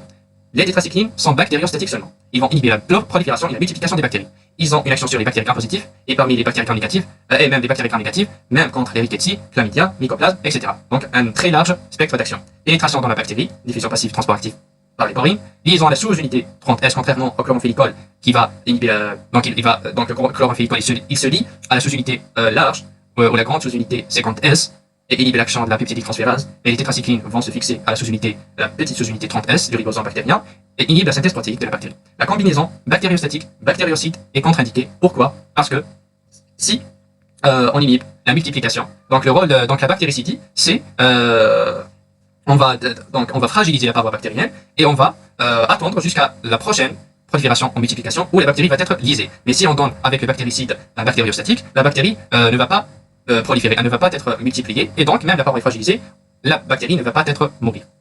C'est pour ça que la combinaison bactériostatique-bactériocide est contre-indiquée. La résistance bactérienne contre les tétracyclines, le mécanisme, soit par transmission par plasmide, ou bien par transduction et conjugaison, synthèse des enzymes qui dégradent les tétracyclines, ou des protéines qui vont les expulser en dehors de la bactérie. Donc, comme forme de résistance bactérienne, ces bactéries-là ont développé une résistance en synthétisant des protéines qui vont expulser les tétracyclines en dehors de la bactérie. Des résistances croisées avec d'autres antibiotiques, sulfamides, aminoglucosides, chloramphénicol, les plasmides transmettent des résistances à plusieurs antibiotiques, et pas seulement à tétracyclines. Vous voyez ici la différence entre le ribosome humain et le ribosome bactérien, le ribosome humain 60S, 40S, et le ribosome bactérien 50S, 30S. Il est très petit que le ribosome humain. Donc le ribosome humain 80, donc il est 80S. Le ribosome bactérien il est 70S. Le ribosome bactérien est très petit par rapport au ribosome humain. Le ribosome bactérien est plus petit que celui humain, ce qui augmente la sélectivité des antibiotiques aux bactéries. Donc, les antibiotiques qui ont comme site d'action les ribosomes, grâce à cette différence entre le ribosome bactérien et le ribosome humain, cela augmente la sélectivité des antibiotiques aux bactéries. Vous voyez ici la structure chimique des tétracyclines. Il existe un il existe 4 noyaux. C'est pour ça qu'ils sont appelés tétracyclines, 4 noyaux cycliques. Ils sont dérivés de la bactérie Streptomys. Donc, les tétracyclines vont se fixer sur la sous-unité 30S bactérienne du ribosome bactérien et inhibent la liaison de l'ARNT au ARNM. ARNM, ribosome complexe. Donc, on a d'abord l'ARNM se fixe sur le ribosome, puis on va avoir l'ARNT qui va se fixer au complexe ribosome ARNM. Les tétracyclines en se fixant sur la sous-unité 30S vont empêcher cette liaison entre le complexe ARNM ribosome et l'ARNT. Et donc, ils vont inhiber la synthèse protéique. La pharmacocinétique, l'absorption digestive irrégulière, meilleure en l'absence de nourriture, avec phénomène de chélation par l'existence de calcium, magnésium, etc. Et tout ce qui peut rendre le pH intestinal alcalin. Tous les liquides corporels, la distribution se fait dans tous les liquides corporels sauf le LCR, ne traverse pas la barrière fœto-placentaire et même arrive au sang. Non, il ne traverse pas la barrière hémato-ménagée, mais traverse la barrière fœto-placentaire, arrive au sang fœtal, excrété dans le lait maternel et dans les tissus calcifiés. L'élimination, excrétion de 10 à 50% par voie rénale, de 10 à 40% par voie fécale. L'usage thérapeutique et effet indésirable. Donc, comme tétracycline, on a le doxycycline, l'odytetracycline et tétracycline. Usage thérapeutique, rechute de bronchite chronique, brucellose, infection chlamydia, mycoplasme, rickettsiose, acné. Précaution d'emploi, ne pas prescrire chez la femme enceinte qui allait et les enfants de moins de 10 ans. Les préparations intraveineuses contiennent du magnésium, risque du blocage neuromusculaire si injection intraveineuse rapide, être prudent, chez les digitalisés, troubles de la conduction auriculo-ventriculaire, myasthénie. Les effets indésirables, effets digestifs, nausées, vomissements, superinfection candidose. La superinfection, c'est que la flore bactérienne intestinale va être tuée en grande quantité par cet antibiotique, et donc les autres bactéries pathologiques qui se trouvent dans l'intestin vont provoquer une superinfection. Les effets indésirables osseux, déformation osseuse, hypoplasie, fragilisation, et décoloration dentaire et osseuse. Hépatique, nécrose hépatique, réno-acidose tubulaire, syndrome de Fanconi, qui est un trouble tubulaire proximal, avec les tétracyclines périmées, avec une photosensibilisation. On passe maintenant vers les aminoglucosides et les polymyxines. Les aminoglucosides font partie de la classe des antibiotiques qui vont inhiber la synthèse des protéines bactériennes, alors que les polymyxines sont les antibiotiques qui vont agir au niveau de la membrane plasmique des bactéries. On commence avec les aminoglucosides. Ce sont des substances hydrosolubles plus actifs en milieu alcalin qu'APH acide. L'activité antibactérienne des aminoglucosides. Les aminoglycosides sont bactéricides avec inhibition irréversible de la synthèse protéique, pénétration dans la bactérie, fixation aux sous-unités 30S du ribosome comme pour les tétracyclines, inhibition de la synthèse par trois voies, soit interférence avec la formation peptidique, soit trouble du décodage de la RNM, soit rupture des polysomes en monosomes non fonctionnels.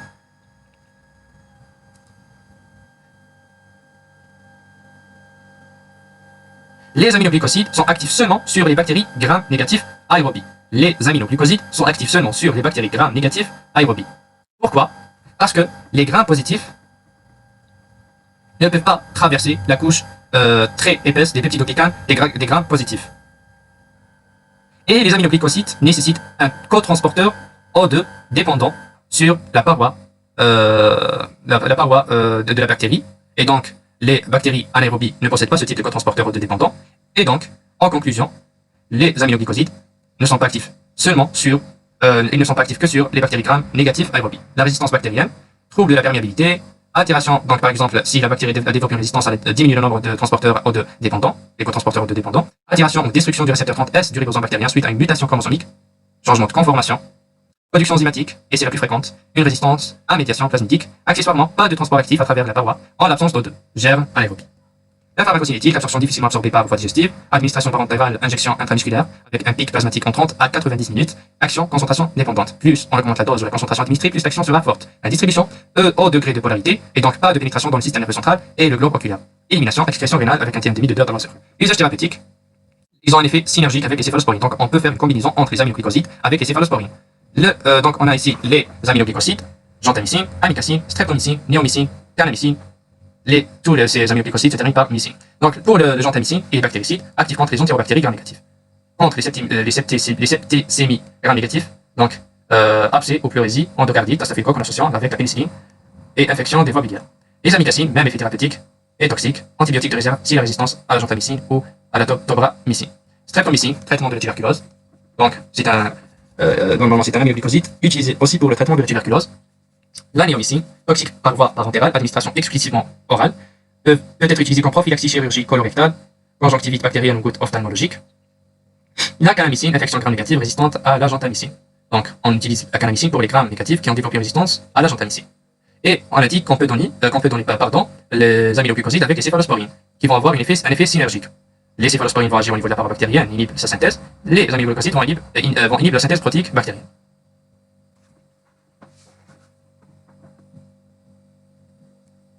La combinaison possible aminoglycosides inhibiteurs de la paroi bactérienne, soit les bêta-lactams comme les pénicillines et les céphalosporines, ou bien les vancomycines qui sont des glycopeptides normalement pour permettre la pénétration de l'antibiotique. Parce que les aminoglycosides, comme on a déjà dit, ils ne peuvent pas pénétrer dans les bactéries gram-positives. Parce que les bactéries gram-positives ont une couche de peptidoglycanes très épaisse. Et pour cela, on va donner avec les aminoglycosides un inhibiteur de la paroi bactérienne qui va dégrader cette paroi bactérienne comme les bêta-lactams ou vancomycines, ce qui va permettre la pénétration des aminoglycosides à l'intérieur de la bactérie et inhibe la synthèse protéique. Les contre-indications en cas d'insuffisance rénale, les recommandations, dosage plasmatique nécessaire en cas d'utilisation de doses élevées, parce que les aminoglycosides sont à action en dose dépendante, surveiller l'audition, rein, streptomycine. En cas d'utilisation de la streptomycine, il faut surveiller l'audition et les reins. Les effets indésirables, l'effet ototoxique, avec des effets néphrotoxiques, avec des effets neurotoxiques, et un risque tératogène. Les effets ototoxiques, baisse de l'acuité auditive, trouble cochléaire, trouble vestibulaire, vertige, perte d'équilibre, néphrotoxique, neurotoxique, blocage de la plaque neuromusculaire, contre-indication en cas de myasthénie parce qu'elle va l'exagérer, par blocage de libération d'acétylcholine, risque tératogène, contre-indication en cas de grossesse. Les polymyxines, on a terminé comme ça avec les aminoglycosides. Les polymyxines sont des antibiotiques qui vont agir au niveau de la membrane plasmique de la bactérie. Ce sont des polypeptides actifs contre les grammes négatifs. Ils sont abandonnés à cause de leur néphrotoxicité. Utilisation locale, solution en pommade ou en association, polymyxine B avec bacitracine ou néomycine en dermatologie. Les effets indésirables rénaux, hématurie, protéinurie, destruction de la membrane cellulaire. Donc le mécanisme d'action des polymyxines, c'est la destruction de la membrane cellulaire plasmatique par inhibition du transport transmembranaire. Les macrolides ils font partie de la classe des antibiotiques qui vont inhiber la synthèse protéique aussi, comme les aminoglycosides, le chloramphénicol et les tétracyclines. On a même les macrolides. Les macrolides sont classés en fonction de leur taille et leur macromolécules.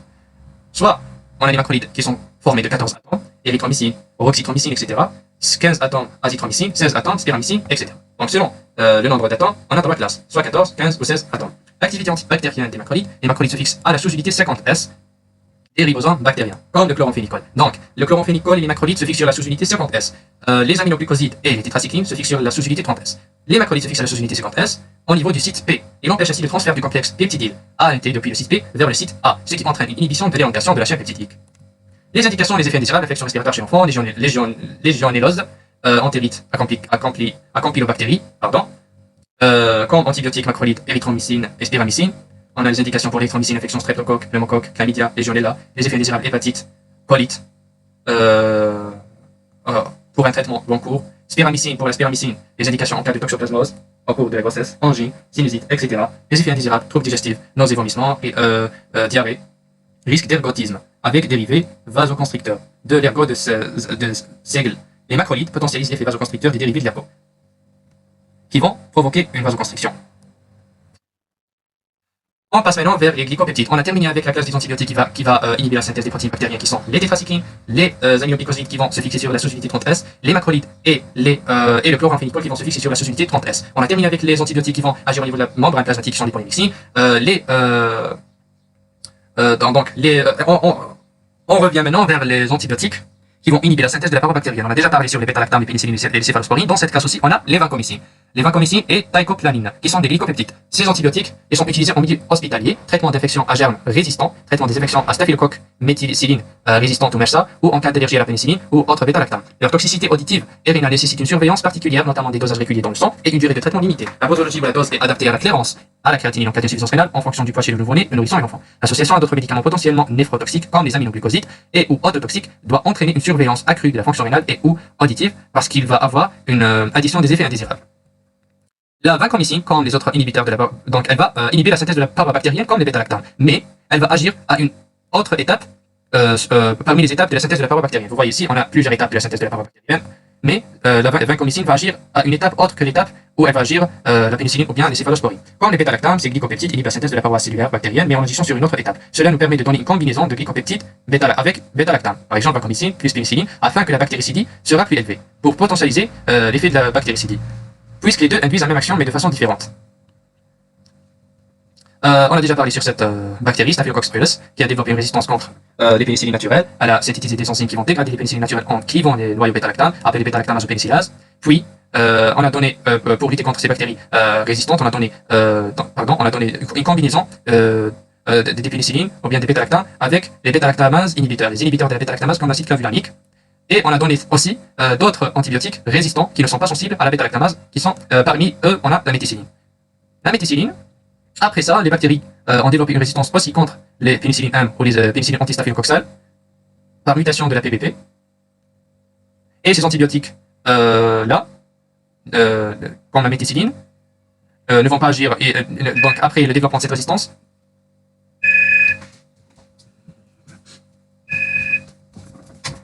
puis ces bactéries-là ont développé une résistance contre la méticilline, appelée également Methicillin Resistant Staphylococcus aureus ou MRSA. Et pour ces bactéries-là, appelées MRSA, qui sont résistantes aux antibiotiques comme la méticilline, on a donné le vancomycine ou des glycopeptides qui sont résistants, qui vont tuer ces bactéries-là, MRSA. Donc ils ont une action sur les MRSA. Ces vancomycines et teicoplanin, ces glycopeptides-là, qui sont des antibiotiques, sont efficaces contre les MRSA, mais les bactéries aussi ont développé une résistance contre ces antibiotiques glycopeptides, surtout la vancomycine, et ils sont appelés VERSA, les vancomycine resistant Staphylococcus aureus. Les sulfamides sont une classe d'antibiotiques qui vont inhiber la synthèse de certains métabolites qui sont nécessaires au fonctionnement de la bactérie. Ce sont des antimétabolites. L'action antibactérienne, ce sont des antibiotiques bactériostatiques, agissent comme antimétabolites, empêchent la synthèse de l'acide folique qui est nécessaire pour la synthèse des acides nucléiques, appelée également la vitamine normalement 9, inhibition de la dihydrofolate réductase, et donc inhibition de la synthèse de l'acide folique, enzyme nécessaire à la synthèse de l'acide tétrahydrofolique à partir de l'acide dihydrofolique. Donc, les sulfamides vont inhiber l'enzyme dihydrofolate réductase, ce qui va inhiber la synthèse de l'acide folique, qui est un métabolite nécessaire au fonctionnement de la bactérie. Les indications, action sur les bactéries particulièrement pneumocoques, streptocoques, etc. Les effets indésirables, allergie, destruction des cellules de la moelle osseuse, destruction des cellules sanguines. Vous voyez ici, on a l'acide folique ou folate, appelé également la vitamine B9. Donc, lorsqu'on a une diminution de l'acide folique, on va avoir une diminution des acides nucléiques, de la synthèse des acides nucléiques, parce que l'acide folique entre dans la synthèse des acides nucléiques, et donc on va avoir une diminution de la synthèse protéique, et donc une diminution dans les fonctions de la bactérie. Pour les humains, on ne peut pas synthétiser l'acide folique, mais on le trouve seulement dans les aliments. Il provient seulement des aliments, pour les humains, mais pour les bactéries, ils peuvent synthétiser leur acide folique. Vous voyez ici les étapes de la synthèse de l'acide folique ou la vitamine B9. Vous voyez ici l'étape où les sulfamides vont agir pour inhiber la synthèse de l'acide folique. On a ici l'acide dihydrofolique va être ou transformé en acide tétrahydrofolique par le biais de l'enzyme qui est appelée dihydrofolate réductase, les sulfamides vont inhiber l'action de cette enzyme et donc on ne va pas avoir l'acide tétrahydrofolique qui est nécessaire à la synthèse des bases nucléiques azotiques, donc les bases pyrimidiques et puriniques, donc l'adénine, guanine, thymidine, etc. On a ici le triméthoprime. Le triméthoprime, c'est un sulfamide aussi, donc, dont les bactéries sont plus sensibles, sont 4 à 5 fois plus sensibles au triméthoprime que les autres sulfamides. Il va agir aussi au niveau de la dihydrofolate réductase en l'inhibant et donc inhiber la synthèse de tétrahydrofolique acide. On peut donner le triméthoprime en combinaison avec autres sulfamides et le plus souvent avec le sulfame toxazole. On va voir ici le sulfame toxazole SMX parce que le sulfame toxazole, ce sulfamide-là, va agir au niveau de la première étape de la synthèse de l'acide folique en inhibant la synthèse de l'acide dihydroptéorique. Et le triméthoprime va agir au niveau de l'acide dihydrofolate réductase. Les deux vont agir au niveau de deux étapes différentes de la synthèse de l'acide folique. Et donc, on peut les donner en combinaison parce qu'ils vont être synergiques. Ils vont bloquer la synthèse de l'acide folique au niveau de deux étapes clés. Les deux seuls sont bactériostatiques, mais ensemble, en combinaison, ils deviennent bactériaux ou bactéricides. La combinaison sulfamétoxazole triméthoprime ou SMX, appelée également cotrimoxazole. L'association de 5,6 sulfamétoxazole et 1,6 triméthoprime, comme on l'a déjà vu, ils vont avoir une action au niveau de deux étapes clés de la synthèse d'acide folique, et les deux, lorsqu'ils sont seuls, sont bactériostatiques, mais ensemble en combinaison, ils sont bactéricides, indiquant en cas de bronchite chronique, infection urinaire, prostatite, etc., les contre-indications allergies aux antibiotiques de la famille des sulfamides, déficit en G6PD, la maladie grave du foie, prématuré et nouveau-né, en association avec un médicament contenant du méthotrexate et au cours de l'allaitement. Les effets indésirables, troubles gastro-intestinaux, nausées, vomissements, diarrhée, et troubles cutanés, éruptions cutanées plus spécifiques. Donc les effets indésirables plus spécifiques, manifestations allergiques, urticaires, gonflement du visage et du cou, gêne respiratoire, manifestations cutanées sévères à type de cloque, brûlure sur le corps, troubles hépatiques, hépatite, les manifestations hématologiques, thrombopénie, leucopénie, anémie mégaloblastique. Comme ça, on a terminé avec les 4 premières classes des antibiotiques, les inhibiteurs de la synthèse de la paroi bactérienne, les bêta-lactames, les pénicillines et les avec les glycopeptides, vancomycine, trycoplanine, les inhibiteurs de la synthèse les inhibiteurs de la membrane plasmique de la bactérie, les polymyxines, les inhibiteurs de la synthèse des protéines plasmatiques, des protéines bactériennes, et les antimétabolites. On passe maintenant vers les antituberculeux. Il faut savoir que les antituberculeux ont une action, ils sont efficaces contre la bactérie appelée Mycobacterium tuberculosis, responsable de la tuberculose, qui sont des aérobies. Donc c'est une bactérie aérobiose. Cette bactérie-là elle a sur sa paroi bactérienne une substance géleuse, de consistance géleuse, appelée l'acide mycolique, qui est très difficile et elle va empêcher la pénétration de plusieurs antibiotiques.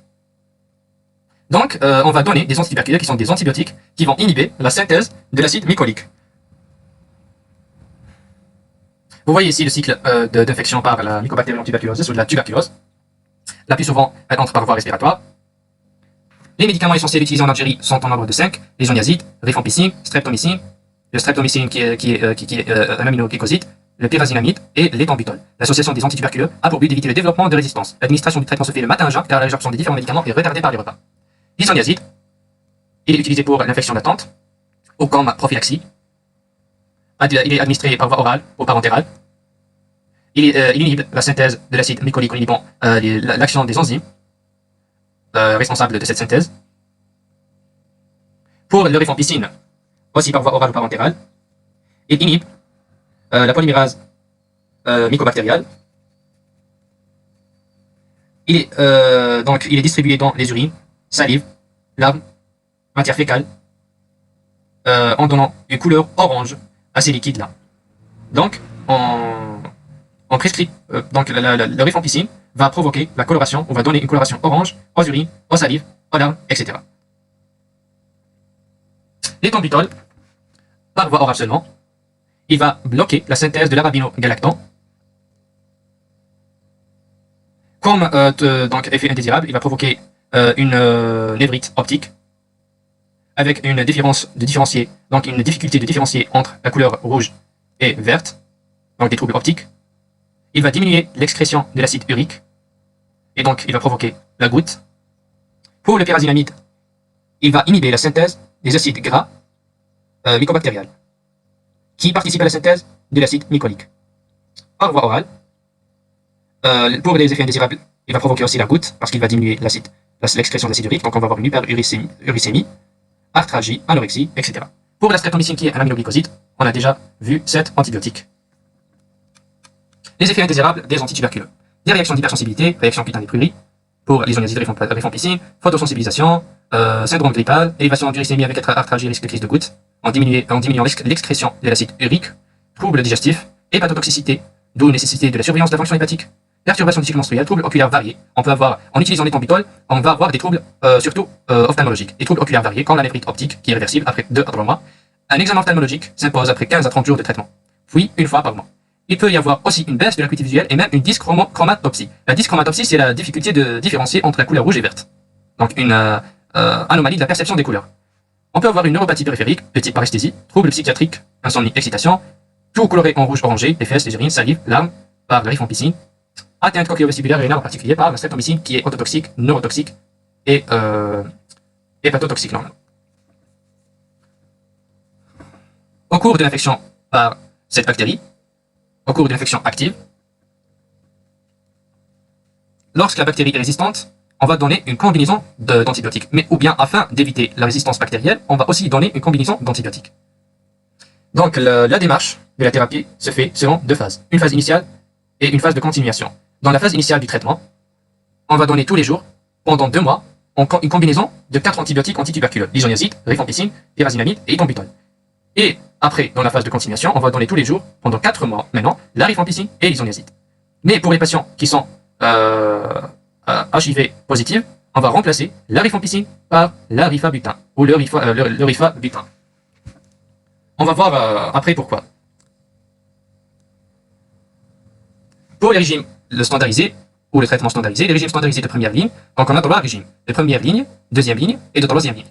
Les régimes standardisés de première ligne, ils s'appliquent à la grande majorité des malades en première intention. Donc, c'est les régimes de la première intention.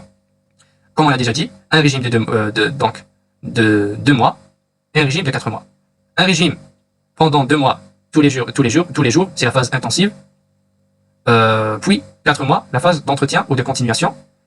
La phase intensive de 2 mois, la combinaison de 4 médicaments, EHRZ, ou bien isoniazide, rifampicine, pyrazinamide et ethambutol, avec une phase d'entretien ou de continuation de 4 mois, avec les 2 antibiotiques, antituberculeux, rifampicine et isoniazide. Et ce régime est utilisé en Algérie depuis 2002. Le deuxième régime standardisé de première ligne ou de la première intention, c'est un régime de 2 mois de la combinaison des 3 antituberculeux avec, puis une phase de continuation avec 2 antituberculeux pendant 4 mois. Il diffère du premier par l'absence d'éthambutol durant la phase intensive des 2 premiers mois. Il est utilisé depuis 30 ans en Algérie. Le régime standardisé de deuxième ligne, c'est un régime pendant 2 mois des 5 antituberculeux, puis 1 mois des 4 antituberculeux, puis 5 mois de 3 antituberculeux. À la fin, on a un régime de 8 mois. Le régime standardisé ou le traitement de troisième ligne, on a 2 phases, une phase initiale et une phase d'entretien. Une phase initiale de 4 mois comportant 5 médicaments de réserve, dont 4 jamais utilisés. Éthionamide, ofloxacine, kanamycine, cyclocérine, associée au pyrazinamide. La kanamycine doit être arrêtée à la fin du 3e mois, en raison de sa toxicité cumulative avec la streptomycine reçue précédemment. Une phase d'entretien de 18 à 20 mois, éthionamide, ofloxacine, pyrazinamide.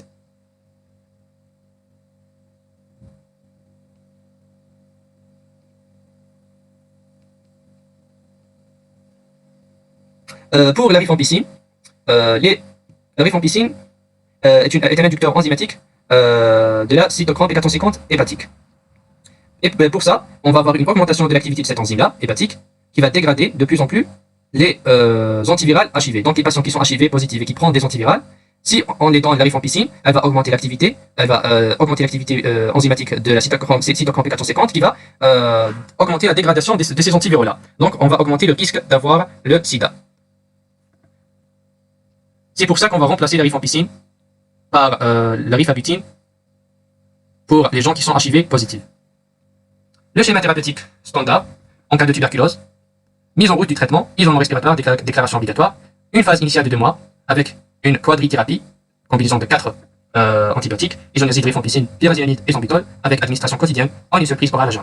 Après ces 2 mois, après la phase intensive, évaluation et adaptation du traitement. Soit, en l'absence de résistance primaire, on va continuer avec une phase de continuation de 4 mois par l'isoniazide et rifampicine. S'il y a une résistance à l'isoniazide développée par la mycobactérie tuberculosis, dans 5% des cas, la phase de continuation va être de 9 mois avec l'éthambutol et la rifampicine. On a remplacé l'isoniazide par l'éthambutol en cas de résistance à l'isoniazide. La rifampicine est un inducteur enzymatique qui peut accélérer la dégradation de médicaments associés et donc en diminuant l'efficacité.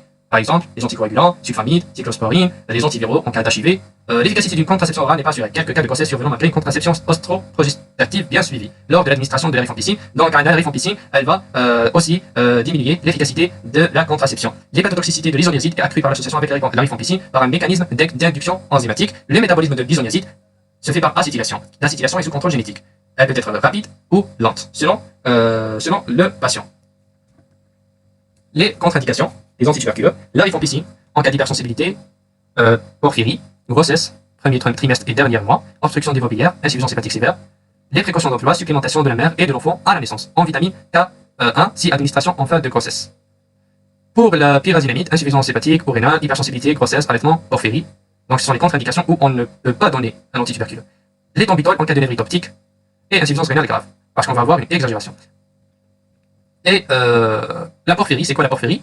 Donc c'est une maladie héréditaire, elle est due à l'accumulation des porphyrines. Les porphyries sont des molécules précurseurs de l'hème. Elles se manifestent par des douleurs abdominales, des troubles nerveux psychiques et peuvent aboutir à des troubles bulbaires graves. Donc en cours de cette maladie héréditaire, on ne peut pas donner la rifampicine ou bien la pyrazinamide. Même les tombitoles, donc les précautions d'emploi, donc il faut être parmi les précautions d'emploi, on ne peut pas donner l'isoniazide et les tombitoles ensemble en cas d'insuffisance hépatique ou insuffisance rénale, en cas d'épilepsie, alcoolisme et allaitement. On a ici des contre-indications aussi pour les antibiotiques. Selon le terrain, on va appliquer cet antibiotique. Pour la femme enceinte, les contre-indications sont les tétracyclines, les aminosides ou les glycosaminosides, les quinolones, les sulfamides, les phénicolés. Tout ensemble dans la phrase « tes amis qui saoulent Nicole ». Pour les nourrissons, on ne peut pas donner les chloramphénicols, tétracyclines et sulfamides. Pour les enfants moins de 6 ans, on ne peut pas donner les tétracyclines. En cas de porphyrie aiguë, qui est une maladie génétique, on ne peut pas donner les sulfamides. En cas de déficit en glucose 6-phosphate, deshydrogénase, on ne peut pas donner les sulfamides et chloramphénicols. Et en cas d'antécédent d'épilepsie, on évite, on ne peut pas donner l'isoniazide et les cyclocérines. Les informations du patient. Modalité, donc selon les informations du patient, on va déterminer comment on va donner le traitement. Les modalités de prise du traitement, antituberculeux, matin à jeun, importance de la régularité de prise, observance pour obtenir une guérison complète. Un délai de 2 heures à respecter entre la prise du traitement antituberculeux et les topiques gastro-intestinaux. La rifampicine entraîne une coloration rouge des urines et des larmes, on a déjà vu ça. Signalé en médecin traitant en cas de survenue de tout effet indésirable, signe de toxicité ophtalmique, comme lors de l'utilisation des tombitoles, troubles de la vision flottante, de toxicité hépatique, coloration forcée des urines et jaune de la peau, sel décoloré, troubles digestifs, douleurs gastriques, paresthésie, insomnie, acné, etc. Adapter l'ensemble des traitements du patient en tenant compte des interactions induites par le traitement antituberculeux. Aucun médicament ne doit être associé sans avis médical et nécessité d'éviter l'alcool parce que l'alcool est un inducteur enzymatique. C'est un inducteur enzymatique comme pour la rifampicine. Comme ça, on a terminé le cours des antibiotiques, les classes des antibiotiques. On passe maintenant vers le cours des anti-inflammatoires. J'espère que vous avez compris. Si vous avez des questions, n'hésitez pas à les poser dans les commentaires et merci pour votre attention. On commence ensemble le cours des anti-inflammatoires. Qu'est-ce qu'un anti-inflammatoire? Un anti-inflammatoire est un médicament destiné à combattre les effets de la réaction inflammatoire et la correction des symptômes. Donc le traitement par les anti-inflammatoires n'est pas un traitement curatif, mais c'est un traitement symptomatique pour éliminer les symptômes de la réaction inflammatoire. Deux catégories de médications ou de médicaments anti-inflammatoires. On a les anti-inflammatoires non stéroïdiens ou les AINS et les anti-inflammatoires stéroïdiens qui sont les corticoïdes. La réaction inflammatoire a pour but de lutter contre les agents étrangers aux organismes, mais à certains moments, elle peut avoir des effets néfastes sur l'organisme. C'est une réaction naturelle de défense contre les agressions par des processus bénéfiques, éliminer les agents pathogènes, réparer les tissus lésés, et elle peut avoir des processus exagérés délétères à l'organisme, qui sont des processus inflammatoires qui deviennent chroniques, qui sont pathologiques, et on veut s'opposer à ces effets exagérés délétères. Les signes généraux de l'inflammation a 4 signes. Il y a 5 signes. L'inflammation a 4 signes. Elle se manifeste par 4 signes. La rougeur, douleur, chaleur, œdème. Intervention d'un grand nombre de médiateurs en cas d'inflammation aiguë présents dans le sang et les tissus. Les prostaglandines, les cytokines qui participent au processus inflammatoire. Donc il existe plusieurs médiateurs responsables de ces manifestations de l'inflammation. Mais les plus importants sont les prostaglandines. Les médiateurs d'inflammatoires prostaglandines qui sont les plus importants. Leur synthèse passe par 2 enzymes. D'abord, par la phospholipase A2, il y aura dégradation des phospholipides membranaires. Par la phospholipase A2. Puis la dégradation des phospholipides membranaires va donner l'acide arachidonique.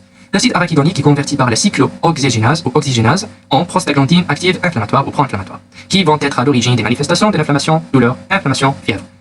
Douleur, inflammation, fièvre. Les prostaglandines interviennent dans le processus inflammatoire, mais ont aussi un rôle physiologique. Les prostaglandines sont des médiateurs de l'inflammation, mais ils ont d'autres actions dans l'organisme. Ils ont un rôle physiologique dans l'organisme, au niveau respiratoire, etc. Les prostaglandines ont d'autres effets que les effets qu'on voit au cours de l'inflammation. Les prostaglandines provoquent une bronchodilatation, ils diminuent la sécrétion d'acide gastrique, ils augmentent la sécrétion du mucus protectrice, ils augmentent le débit sanguin rénal, activité pro-agrégoplaquettaire, et ce sont des médiateurs d'inflammation aiguë. Les mécanismes d'action. Donc, donc cette planche est très importante, elle va nous aider dans les prochaines planches. Il faut que vous vous souvenez de ce rôle des prostaglandines physiologiques. Les mécanismes d'action des anti-inflammatoires non stéroïdiens. On commence par les anti-inflammatoires non stéroïdiens. Ce sont des médicaments symptomatiques, comme on l'a déjà dit. On ne va pas traiter l'inflammation, parce que l'inflammation est bénéfique pour l'organisme, mais on va éliminer ces symptômes qui sont délétères pour l'organisme. Le mode d'action commun des anti-inflammatoires non stéroïdiens, c'est l'inhibition de la formation des prostaglandines médiateurs responsables de l'inflammation, par inhibition des enzymes cyclooxygénases, ou les COX. Donc, on a vu que les COX interviennent dans la deuxième étape de la production des prostaglandines pro-inflammatoires.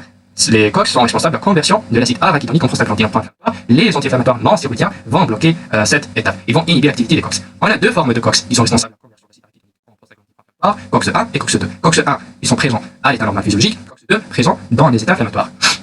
Donc, COX-1 physiologique, COX-2 inflammatoire.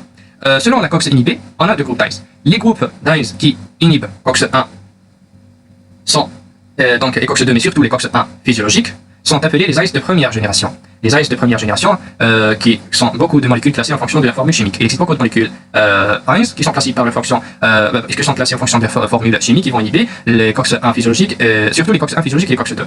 Alors que les AINS de deuxième génération, ils vont inhiber les COX-2, qui sont pathologiques, qui sont responsables de l'inflammation.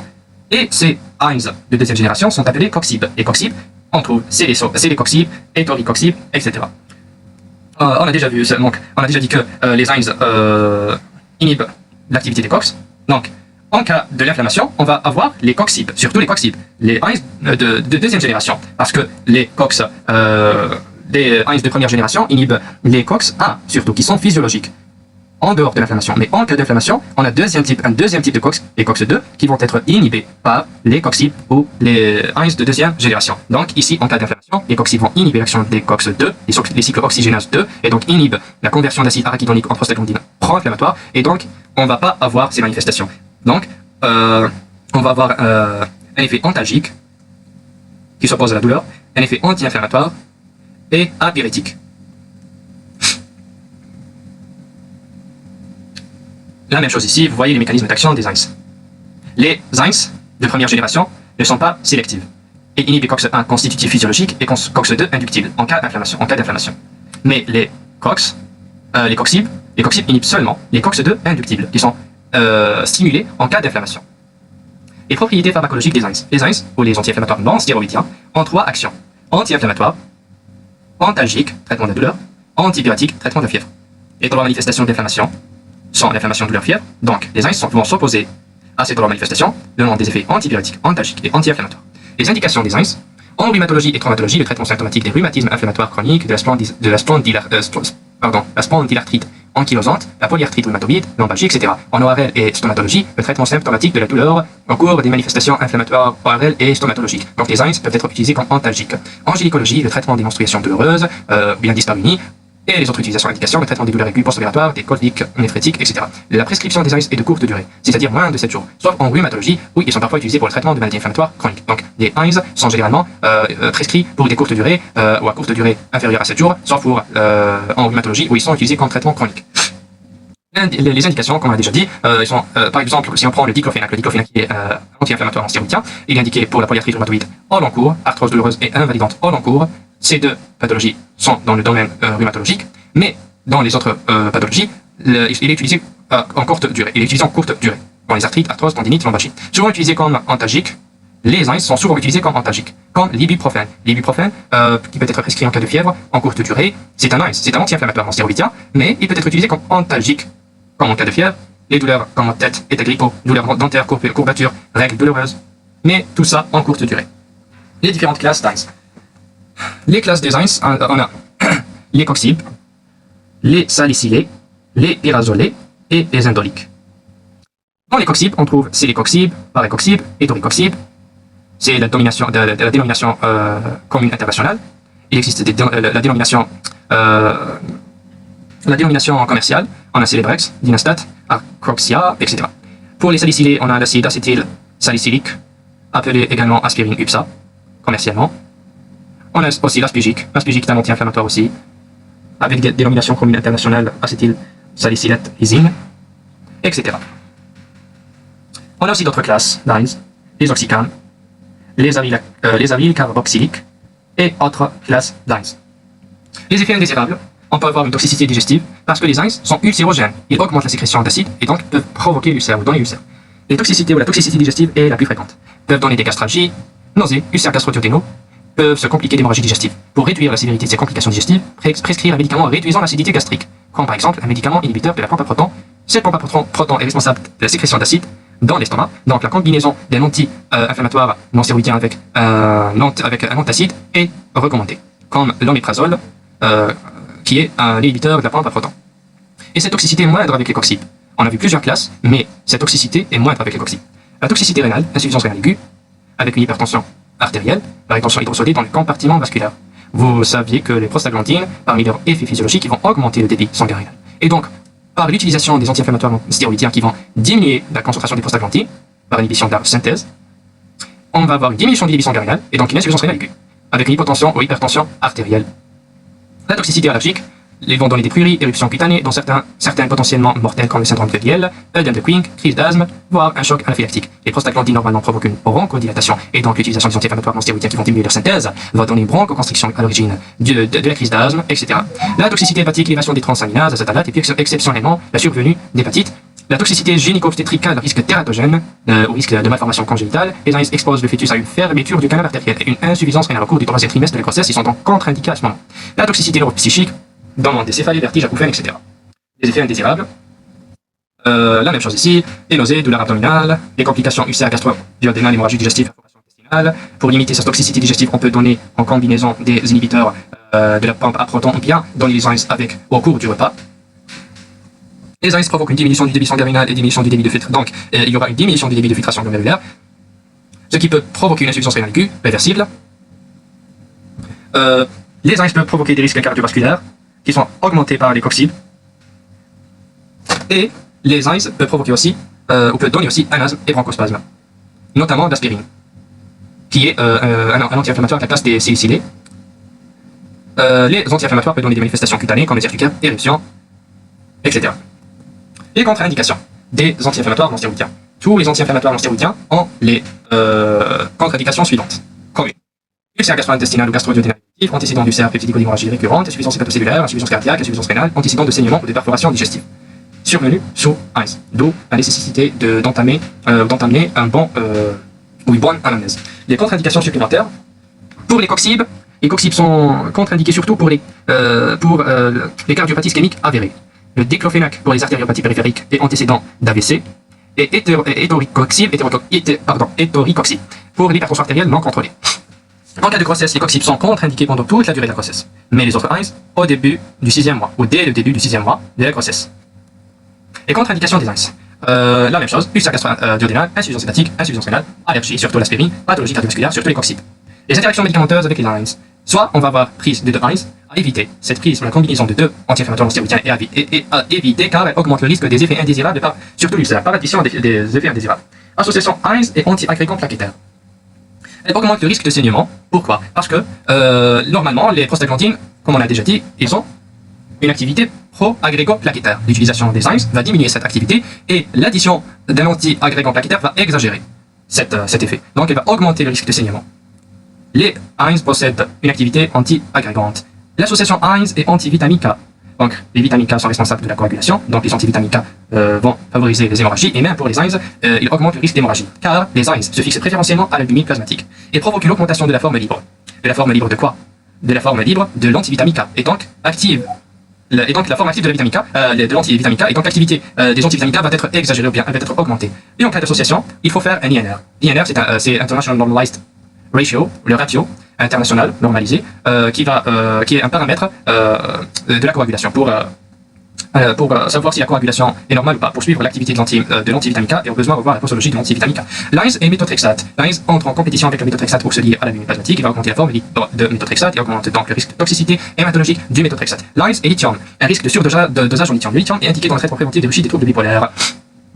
Le phénylbutazone est sulfamide hypoglycémiant. Un risque d'hypoglycémie, car l'EINS, qui est le phénylbutazone dans ce cas-là, a une plus grande affinité à l'albumine plasmatique que le sulfamide hypoglycémiant, donc il va il va y avoir une augmentation de la forme libre du sulfamide hypoglycémiant, donc on va avoir une hypoglycémie, une forte hypoglycémie. On augmente donc la forme libre du sulfamide hypoglycémiant. Lines et anti-hypertenseurs, on va avoir un risque d'insuffisance rénale, parce que les enzymes provoquent une hypertension. Normalement, les enzymes provoquent une hypertension. L'association avec les anti-hypertenseurs va donner un risque d'insuffisance rénale. Les anti-inflammatoires, comme ça, on a terminé avec les anti-inflammatoires non stéroïdiens. On passe vers les anti-inflammatoires stéroïdiens, appelés également les corticoïdes. Les anti-inflammatoires stéroïdiens sont aussi appelés les corticoïdes ou les glucocorticoïdes. Les glucocorticoïdes sont représentés par les hormones naturelles, la cortisone et l'hydrocortisone, qui sont naturels, endogènes, sécrétés dans la corticosurrénale et par des produits synthétiques. Ils ont une action anti-allergique, anti-œdémateuse, anti-inflammatoire, plus puissante que les ENS. Donc les corticoïdes sont plus puissants, que les ENS. Le rythme de sécrétion des corticoïdes naturels. Dans nos organismes, les corticoïdes ne sont pas sécrétés de façon permanente, mais ils ont un rythme de sécrétion. Un rythme de sécrétion appelé le rythme circadien. Le débit de sécrétion change selon un rythme circadien, dont le pic est à 8 heures matin. Les corticoïdes de synthèse ou synthétiques, à partir du cortisol, ces corticoïdes sont synthétisés. Leur durée d'action est plus longue que le cortisol. Donc, ils ont une activité anti-inflammatoire importante, elle est plus importante que le cortisol, et des propriétés minérales corticoïdes moindres. Donc, les corticoïdes les synthétiques sont plus performants, plus forts que le cortisol. Ils sont des dérivés du cortisol, mais ils sont plus forts. Phospholipase A2, et donc inhibe la synthèse de l'acide arachidonique. Les indications des corticoïdes en rhumatologie, polyarthrite rhumatoïde, des maladies de collagène comme le lupus érythémateux disséminé, sarcoïdose, les allergies en cas d'asthme, œdème de Pink, urticaire, parce qu'ils sont des anti-allergiques puissants, en cas de choc néphrologique, en cas de choc anaphylactique et septique, syndrome néphrotique, leucémie, maladie de Hodgkin, le pemphigus, etc. Les actions des corticoïdes, ils ont de nombreux effets qui permettent de comprendre leurs effets secondaires. Ils ont une action anti-inflammatoire, sont les anti-inflammatoires les plus puissants, ils sont plus puissants que les ENS. Une action immunosuppressive, ils vont produire une immunosuppression en agissant sur les lymphocytes T et les lymphocytes B, ce qui peut être utilisé dans le cas de la prévention du rejet de greffe. Ils ont une action hyperglycémiante, transformant les protéines en glucides, provoquant un hypercatabolisme des protéines, ce qui peut donner une fonte de la masse musculaire. Ils ont une action hyperlipémiante par augmentation de la synthèse hépatique des triglycérides responsables du fascie et du shingoïde lors des traitements prolongés par redistribution des graisses. Ils peuvent donner une rétention hydrosodée ou provoquer une rétention hydrosodée parce qu'ils ont des propriétés minérales corticoïdes moindres, ce qui provoque une élimination rénale de potassium, donc hypokaliémie, avec une rétention de sodium métaux, avec un risque d'œdème et d'hypertension. Donc ce point est très important. Les corticoïdes provoquent une élimination du potassium, dans une hypokaliémie, avec une rétention du sodium avec l'eau, ce qui peut donner un œdème ou des œdèmes et avec une hypertension. Les corticoïdes provoquent une déminéralisation osseuse par inhibition de l'absorption intestinale du calcium, ce qui explique la décalcification osseuse et les fractures observées lors du traitement au long cours par les corticoïdes, ce qui peut donner ostéoporose, retard de croissance. Donc, en cas de traitement au long cours par les corticoïdes, il est conseillé ou recommandé de prendre le calcium avec le corticoïde. L'action sur l'hypophyse, les corticoïdes diminuent la sécrétion d'ACTH, sécrétée par l'hypophyse, donc ils vont diminuer l'activité, les corticoïdes synthétiques vont diminuer la sécrétion d'ACTH. L'ACTH, qui est censé normalement augmenter la sécrétion du cortisol de la corticosurrénale, il va être diminué. Donc, l'activité de la surrénale va être diminuée en cas de traitement par les corticostéroïdes synthétiques. Et même l'activité thyroïdienne et l'activité sexuelle vont être diminuées. Pour le système nerveux central, les corticoïdes vont donner une action euphorique, dans les cas les plus graves, un état d'excitation important et insomnie. Au niveau de l'estomac, ils provoquent une hypersécrétion d'acide chlorhydrique avec des risques d'ulcère gastro-duodénal. Même, ils ont une action ulcérogène, comme les Heinz. Au niveau de la peau, un retard de cicatrisation avec une atrophie cutanée et fragilité de la peau et des capillaires, ce qui donne des ecchymoses, avec un risque infectieux, ou des risques infectieux, par augmentation de la sensibilité infectieuse suite à l'immunosuppression induite par les corticoïdes. Les principes d'utilisation des corticoïdes. Les modalités d'administration recommandées sont la prise orale unique le matin vers 8 heures. Il faut respecter le rythme circadien parce que au cours du traitement par les corticostéroïdes synthétiques, il y aura diminution d'activité de la corticosurrénale. Donc il faut respecter le rythme de sécrétion des corticoïdes dans l'organisme. Donc on va donner des corticoïdes vers 8 heures. Si forte dose, les fractionner en deux prises avec la principale posologie à 8 heures du matin et l'autre dans l'après-midi, par exemple 2 sur 3 à 8 heures et 1 sur 3 à 15 heures. Les conséquences métaboliques et hormonales doivent être recherchées et prévenues par les mesures diététiques, un régime désodé pour ne pas tomber sur une hypertension artérielle, limitation des sucres d'absorption rapide, régime riche en laitage et apport de sel de potassium parce que les corticoïdes provoquent une hypocalémie. Les mesures hygiéniques, activité physique régulière, les mesures thérapeutiques, prévenir l'ostéoporose cortisonique par 1 g de calcium parce que les corticoïdes, on a dit qu'ils vont provoquer une diminution d'absorption du calcium et donc décalcification osseuse. On va donner 1 g de calcium par jour avec ou sans vitamine D ou 50 microgrammes de fluor par jour avec vitamine D et calcium. Après, prévention de la maladie ulcéreuse gastro-duodénale parce que les corticoïdes sont ulcérogènes. On va prévenir cette action par des pansements gastriques où les antiacides doivent être pris à distance des corticoïdes car ils sont susceptibles de limiter l'absorption intestinale des corticoïdes. Il ne faut jamais arrêter brusquement le traitement corticoïde, mais progressivement diminuer les doses de 1 mg toutes les 2 à 3 semaines. On pourra également stimuler la surrénale par injection de CTH. Pourquoi il ne faut pas arrêter brusquement le traitement en corticoïdes parce que si on arrêtait brusquement le traitement en corticoïdes, la surrénale a été endormie. Si on arrête le traitement brusquement et la surrénale est endormie, on va avoir une insuffisance cortico-surrénale. Mais on va arrêter le traitement progressivement, on va diminuer les doses progressivement pour stimuler la CTH qui va stimuler la surrénale pour être active de nouveau et on peut stimuler aussi la surrénale par injection d'ACTH. Les effets indésirables de la corticothérapie, on peut avoir sensibilité aux infections par immunosuppression, accrue par diminution de la défense de l'organisme aux infections, au niveau des réactions immunitaires, on peut avoir des accidents digestifs, des gastralgies et brûlures. Les corticoïdes sont ulcérogènes, mais les plus redoutables sont les perforations gastro-duodénales. On peut avoir hypocorticisme et aplasie surrénale. Aplasie surrénale, c'est comme donc l'hypertrophie, ces traitements prolongés ou à dose excessive survient soit immédiatement à l'arrêt du traitement, soit longtemps après. La corticosurrénale peut être relancée à nouveau par injection d'ACTH. Donc stimulation par ACTH pour redevient active. On peut avoir ostéoporose et un des plus redoutables accidents métaboliques, retard de croissance particulièrement chez l'enfant traité. Il est préférable d'employer une corticothérapie alternée un jour sur 2. Altération cardiovasculaire et rénale, la rétention hydrosaline entraîne des œdèmes avec prise de poids et hypertension, avec une hypocalémie. Autres effets indésirables des corticoïdes, hypocalémie, troubles cardiaques, myasthénie, crampe musculaire, une supplémentation en potassium est recommandée. Altération métabolique, le régime sera pauvre en graisse pour éviter l'obésité et l'hypercholestérolémie, parce que les corticoïdes sont hyperlipémiantes, ils vont augmenter la synthèse des lipides ou des triglycérides par le foie. Donc on va les corticoïdes sont hyperglycémiants et peuvent entraîner un diabète cortisonique bénin chez des sujets prédisposés. Ils sont hyperglycémiants aussi, hyperlipémiants, hyperglycémiants. Troubles du comportement, névrosité, insomnie, euphorie. Effet ophtalmologique, le glaucome cortisonique. Donc les corticoïdes vont augmenter la pression intraoculaire dont un glaucome dit glaucome cortisonique, cataracte cortisonique, choriorétinopathie séreuse centrale, rétinite virale, retard de cicatrisation cornéenne, exophthalmie cortico. Les corticoïdes de grossesse, il y a un risque tératogène peu important par rapport aux AINES, qui ont un risque tératogène très important, utilisable pendant la grossesse en théorie. Il reste préférable d'éviter les corticoïdes au cours de la grossesse parce qu'il y a un risque de retard de croissance intra-utérin et un risque d'insuffisance surrénalienne néonatale. Et l'allaitement est déconseillé parce que les corticoïdes passent dans le lait maternel. Les effets indésirables, cette illustration résume tout ce qu'on a vu comme effet indésirable des corticoïdes. On peut avoir une hypertension, fonte de la masse musculaire, stimulation du système nerveux central euphorie et agitation, modification de la répartition des graisses, cushingoïde, manifestation cutanée, diminution de la cicatrisation, les ecchymoses par la fragilité de la paroi des vaisseaux, hyperglycémie, lipidémie, hypocalémie, augmentation de la sensibilité aux infections par immunosuppression et œdème. Les corticoïdes et diabète, les corticoïdes provoquent une hyperglycémie par l'augmentation de la néoglucogénèse hépatique, par l'augmentation de la lipolyse et par l'augmentation de la protéolyse. Les corticoïdes aussi donnent une insulinorésistance, ce qui exagère l'hyperglycémie. Les corticoïdes induisent une insulinorésistance. Ils réduisent l'action de l'insuline en accroissant la néoglucogénèse et en diminuant les possibilités de captation et d'utilisation du glucose par les tissus périphériques. De plus, ils inhibent la sécrétion de l'insuline. Les corticoïdes. Les effets délétères des corticoïdes, on peut avoir des vergetures, comme manifestation cutanée, facile lunaire cushingoïde, lipodystrophie et ostéoporose. La surveillance du traitement par corticoïdes. Les précautions découlent des nombreux effets secondaires. Avant le traitement, la surveillance, donc avant le traitement par les corticoïdes, on doit dépister ces pathologies. S'il existe l'un de ces pathologies, l'ulcère gastro-duodénal, parce qu'il est contre-indiqué en raison du risque de perforation. La tuberculose, risque de réveil, ce qui justifie une radiographie thoracique de dépistage avant le traitement. Parce que la tuberculose, les bactéries responsables de la tuberculose après traitement de la tuberculose ne sont pas tués, mais ils sont endormis. Ils peuvent être réveillés en cas de diminution de l'immunité de l'organisme. Et vous savez que les corticoïdes provoquent une immunosuppression, ce qui peut donner le risque de réveil des bactéries responsables de la tuberculose. Il faut faire une radiographie thoracique de dépistage pour savoir s'il y a des cavernes caseuses de la tuberculose. Le diabète sucré peut être aggravé sous corticoïdes. Diabète cortico-induit, insuffisance rénale, hypertension et maladie cardiovasculaire, antécédents psychiques et ostéoporose. Complications très graves peuvent être prévenues. Avant le traitement, mais pendant le traitement, la surveillance de la prise des corticoïdes se fait par surveillance clinique, biologique et pas d'origine. La surveillance clinique par la prise ou la mesure du poids corporel, la diurèse et la tension artérielle, les modifications du psychisme et radiographie de la colonne vertébrale.